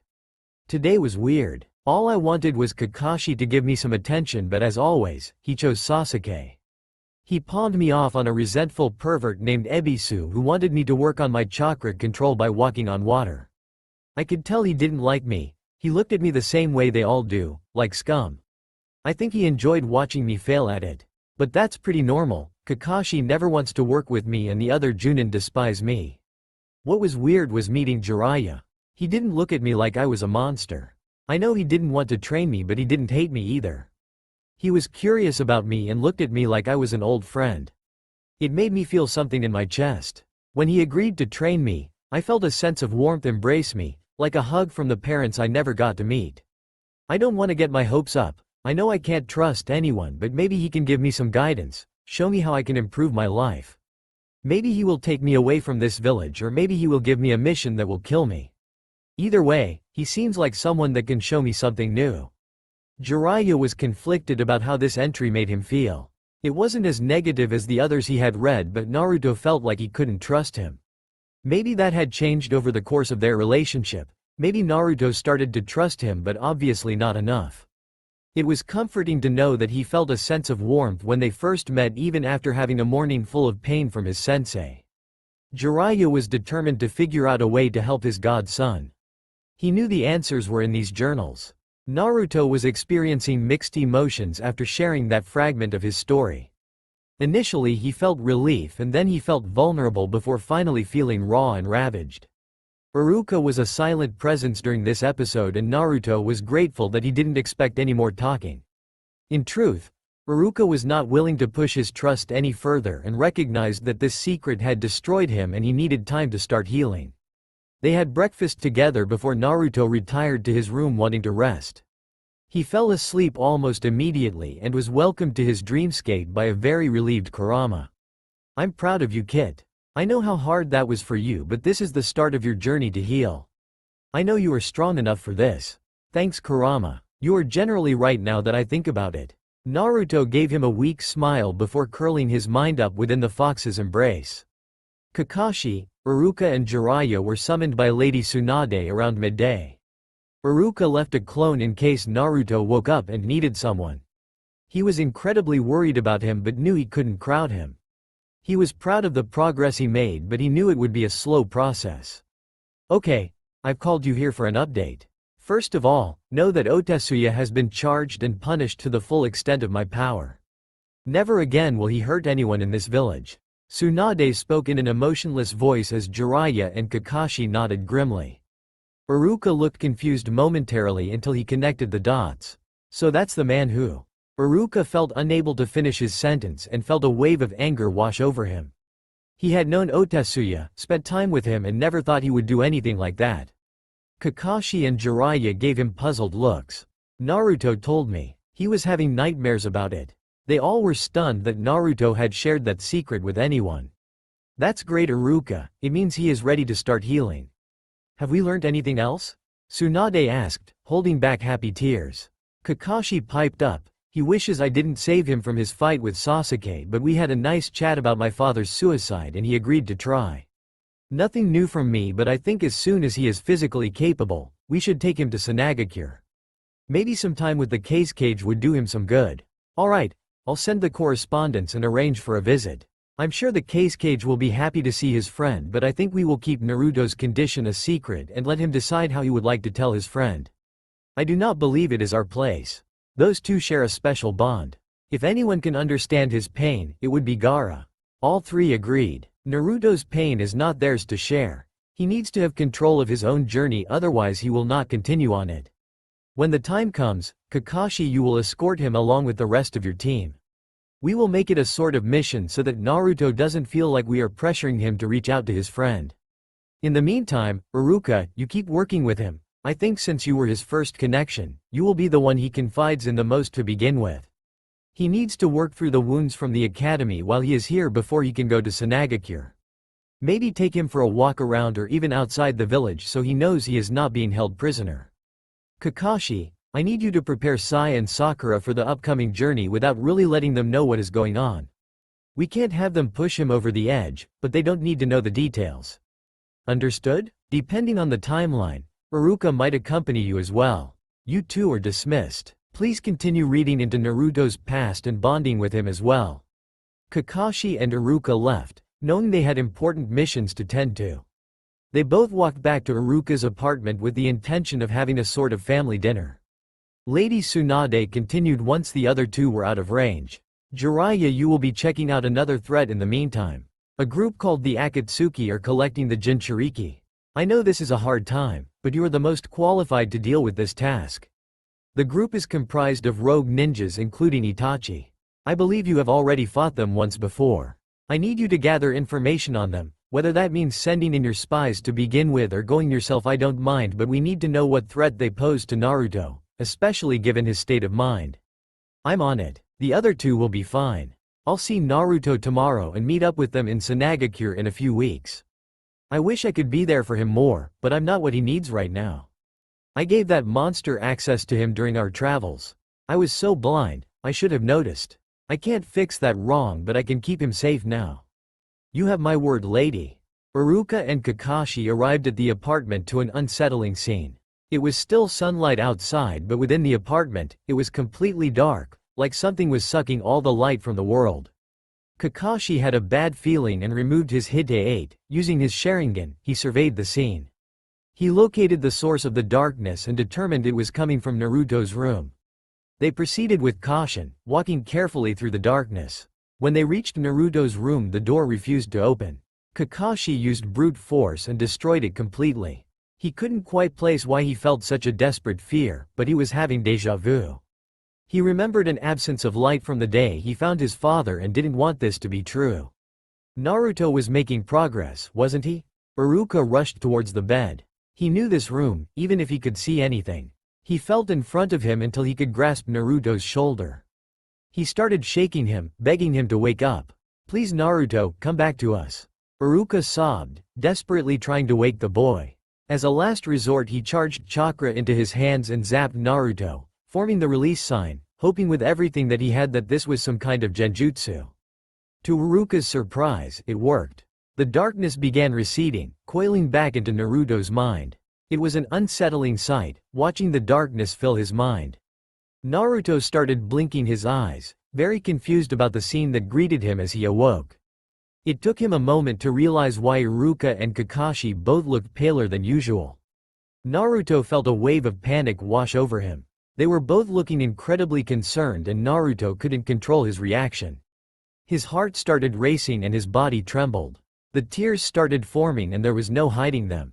He tried to calm his voice as he spoke to them, but it really was no use. "TT the darkness. I'm sorry. I can't control it." Naruto shuddered as he tried to explain. It wasn't making any sense, but it never did. He couldn't explain why the darkness did that or what it meant. Kakashi gave Iruka a knowing look and signaled towards the dining room. Iruka nodded and watched as the Junin exited the room. "Naruto, it's okay. If you can't talk about this right now you don't have to. We are here for you when you are ready." Iruka squeezed his shoulder gently. "We bought ramen from Ichiraku, want to come eat with us?" Iruka willed his voice to Project Hope. Naruto was at a loss for words but nodded. He was a little stiff as he moved off the bed, feeling the aftereffects of the darkness, dizziness and weakness. They ate in silence. Naruto managed to eat more than he had in months. Sharing a meal with two of his precious people somehow gave him courage. "Iruka-sensei, Kakashi-sensei, can I talk to you guys about the darkness?" Naruto couldn't bring himself to look up from his food. He felt courageous but he was still terrified of being rejected, ignored or thought of as less. When he finally found the strength to raise his eyes, he found his two teachers looking at him with love in their eyes. Naruto took a deep breath before he continued. "It's hard to explain but sometimes the darkness in my mind leaks. Normally there is no one around to witness it. It engulfs the whole apartment when it happens but since I'm alone, no one has ever known about it before. It seems to happen more often when I'm trying to work through my thoughts. I think it happened today because I started talking to you Iruka-sensei. I've never been very good at talking about this or asking for help, so I think the darkness tries to get out in other ways. I'm sorry if I scared you. It's probably the least dangerous thing that goes on with me, but I should let you know that if you ever find me in Kurama's chakra I shouldn't be disturbed." Iruka and Kakashi shared a puzzled look. "Why is that Naruto?" Iruka dared to ask, relieved Naruto wanted to share this information. "If I'm surrounded by Kurama, it means I'm really bad and he is holding me together. If that connection is broken, I probably won't survive. He has always done his best to keep me safe." Naruto felt weird saying it out loud, but it was for the best. If they broke his connection when Kurama was helping he didn't think he could save himself. They both nodded, genuinely thankful that Naruto was opening up. Iruka looked outside and noticed the sun was beginning its descent beyond the horizon. "Fancy a walk Naruto? Your leg seems to have healed up fairly well," Iruka asked, thinking some fresh air would be nice after the events of the day. Naruto's face lit up just a little bit. "So I'm not on house arrest?" Naruto queried. He had thought this was some kind of punishment situation where he couldn't leave. Iruka sighed before responding, "Naruto, you are not in trouble in any way shape or form. You have had a hard life and responded to that trauma. We don't want to lose you and we want to show you that life is worth living. You are not under arrest." Kakashi saw an opportunity to interject. "That being said Naruto, we would rather you not run off without either taking one of us with you or at least letting us know where you are going and how long for. We have almost lost you so many times that none of us can bear the thought of not knowing where you are. We care about you far too much." Naruto nodded. He understood where they were coming from. After all, he had almost died right before their eyes just the other day. "Let's go for a walk then. I could use some fresh air." The three strolled around the mountain paths of Konoha until they reached the Hokage monument. Naruto's leg was mostly healed thanks to Kurama, but he still had a slight limp. Iruka and Kakashi were nervous taking him back to the monument but agreed in the end. It was the only place he wanted to go. Naruto spent the first 10 minutes of the walk starting to say something before quickly closing his mouth. He was feeling very conflicted. It had felt good talking with Iruka and Kakashi, but he didn't want to overshare, and he still felt like he needed to hide things about himself. This pattern didn't go unnoticed, and Kakashi decided to break the silence once Lord Fourth came into view. "You remind me so much of my sensei Naruto. He was truly a remarkable shinobi. When he was named Hokage, I felt a little piece of my shriveled heart breathe. He was a light in the darkness and one of the reasons I lived long enough to become your sensei." Kakashi missed Minato and hoped the former Hokage could forgive him for failing to protect Naruto more. Naruto looked like he was about to cry. "It feels so weird to talk about him out loud. Kurama told me who my parents were when I was 10. Just after that horrible incident happened. He told me that I was the child of two truly strong shinobi and shouldn't be letting people treat me like that. It was about that time that I removed the seal and got to meet them both. It wasn't an easy reunion. They were both so sad about everything that had happened and couldn't bear to see me so miserable. I tried to tell them that I was gonna be okay, but they knew I was lying. Ironically, they both thanked Kurama for taking care of me." Naruto shook his head, trying to dislodge the sadness that was holding onto his heart. His parents were heroes and he was scum. "I'm sorry that we didn't talk to you about them ourselves, but it was forbidden. I don't really understand Lord Third's reasoning behind keep your parents' identity a secret, but we can try to find out if that would bring you some closure," Iruka suggested, looking to Kakashi for confirmation. The Junin nodded. Naruto nodded at the idea. "It won't really change anything, but I would like to know." Naruto spoke softly as he continued walking past his father and began descending the other side. Once they reached the base of the mountain, they found Jiraiya waiting for them. "Hey kiddo," he greeted Naruto fondly before engulfing him in a bear hug, "how you feeling?" "Hey pervy sage. I'm doing better, I guess. Where you off to this time?" Naruto questioned, having a feeling that this was a send-off. Jiraiya looked surprised and quickly released the embrace. "It's quite unnerving how much you can tell just by looking at someone, kid." Jiraiya's face showed nothing but pride as he responded. "I'm being sent on an S-rank mission to the Land of Wind. I'll end up in Tsunade in 2 weeks' time." Naruto looked a little sad upon hearing this news. Jiraiya was quick to continue. "The good news is, I will meet you there. Team Kakashi are being sent on a mission to Tsunade to share medical ninjutsu and exchange medicinal herbs with the Cage's medical unit. You guys will be leaving in 3 days. Iruka is also being sent to help train ninja instructors due to the recent changes in the school structure in the Sand Village. Isn't that exciting, kid?" Naruto couldn't help but feel a little excited as Pervy Sage told him about the mission. He immediately thought of seeing Gaara again. It took only moments for that excitement to become dread. Gaara had always seen right through his mask, there would be no hiding from him. In the end, Naruto decided that the despair would not ruin this for him. He really wanted to see Gaara, and if anyone could understand the true depth of his pain, it would be his friend. Naruto mustered up all the energy he could find from his still depleted body before responding. It wasn't an over-the-top response that he normally gave when wearing his mask, but his words had life in them for a change. "I'm going to get to see my friend." The quiet strength in his voice made his teachers smile. It radiated hope. Once they finished their walk, farewelled the Sannin and Kakashi departed, Naruto was quick to retreat to his room. He was still thinking about seeing Gaara, but his anxieties were becoming overwhelming. His mind was a steady chant of, "What will he think of you? You are so weak and pathetic. How could he still care for you?" Naruto tried to calm his mind, but it was becoming difficult. Even talking with Kurama did not help. Naruto felt a buzzing start under his skin. Iruka didn't suspect a thing as Naruto excused himself, stating he was tired. His sensei could see the hope in him and believed he honestly needed to rest. Iruka boiled the kettle and made some tea, steeling his nerve to continue reading through Naruto's diaries. He was getting close to Mizuki's betrayal and was curious to see how the event affected Naruto given that he already knew about the 9 tails by that point. As he skimmed over the pages leading up to the graduation exam, he was struck by how perceptive Naruto really was. The entires detailed the changes in Iruka's behavior towards him and when he finally felt like he no longer had to be fearful of his sensei. It also noted some of Mizuki's troubling behavior. "Iruka's sensei is finally starting to warm up to me and it feels genuine. Not like how the others behaved when they wanted me to trust them before they hurt me, but like real affection. Kind like how Kurama treats me. It's a shame he isn't the only sensei. If he was, I would probably enjoy going to the academy, but Iruka-sensei isn't always around and Mizuki-sensei is cruel, especially to me. He is so subtle though, I don't think any of my classmates have noticed. He always made it seem like an accident. Sometimes he directs jutsu at me, other times it's weapons. I could defend myself, I always see it coming, but what's the point?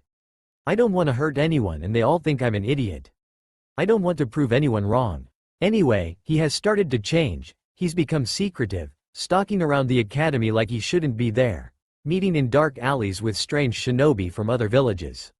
I know he is up to something, but Kurama assures me he will try to use me to do it somehow. He can sense a deep hatred that will never be resolved. Whatever, I don't care, I'll do what he wants and maybe someone will need to end me because of it. No matter how many entries Iruka read, it never became easier to know how badly Naruto wanted to die. Why didn't anyone try to help him? Why didn't he see his sadness? As he read on, it became more clear to him. The events that led him to steal the scroll and the reason he didn't even try to dodge Mizuki's attacks. He felt a little bad as he read on and noticed that Naruto didn't exactly appreciate being saved by Iruka. So it's the scroll he wants. He truly believes I am so stupid that I don't realize what he is planning. I couldn't pass the exam because I am not built for illusion jutsu. I have too much chakra, at least that's what Kurama says. But still, secret way to pass, steal a scroll and learn a jutsu, what do I have to lose? I'll play along. Hopefully there is a kunai in it for me. Iruka took a deep breath as he read those words. They were filled with a deadly kind of hope, waiting for an end. He knew how he saw the battle, Mizuki using Naruto, trying to kill him and Iruka taking the hits, but he never would have thought that Naruto had been using Mizuki as well. So I stole the scroll, learned a cool new technique and almost got Iruka-sensei killed. That shuriken was meant for me. It could have all been over if Iruka didn't find me first. I appreciate his words and his actions, at least I know he truly cares for me, but still, my plan was perfect.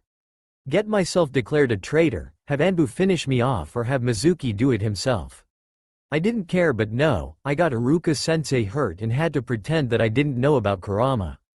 It's pathetic really that they all think I didn't know, and now I will have people watching me since I pulled this stunt, so I won't be able to carry out any plans for a while.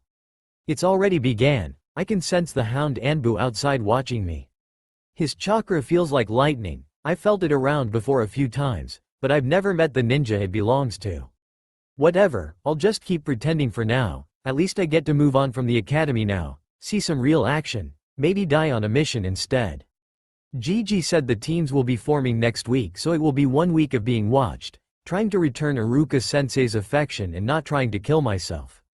Oh joy. Iruka read the remaining entries in his journal. They were fairly tame, mainly noting some trips they took together to Ichiraku's and observations Naruto made about Hound.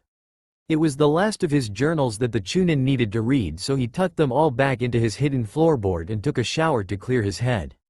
He had planned on checking on Naruto after he cleaned up and tried to wash away his guilt. Meanwhile, Kurama was trying to calm down Naruto, who was having a full-blown anxiety attack. Naruto was hyperventilating, rocking back and forth in a ball and trying to dig his fingernails into his flesh. Kurama tried to pull him into the dreamscape, showing him a ball of chakra growing and shrinking, trying to calm his breathing, but Naruto couldn't focus. Kurama couldn't reach him, so he sent out a pulse, hoping Iruka would help. Iruka was just finishing drying himself when he felt the pulse. He quickly threw on his pants and rushed to Naruto's room.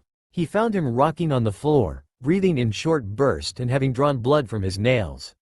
He crouched down and placed his hands over Naruto's. Iruka tilted Naruto's head up so they were making eye contact and told him they were going to count to 10 together. As they counted, Naruto's breathing started to slow.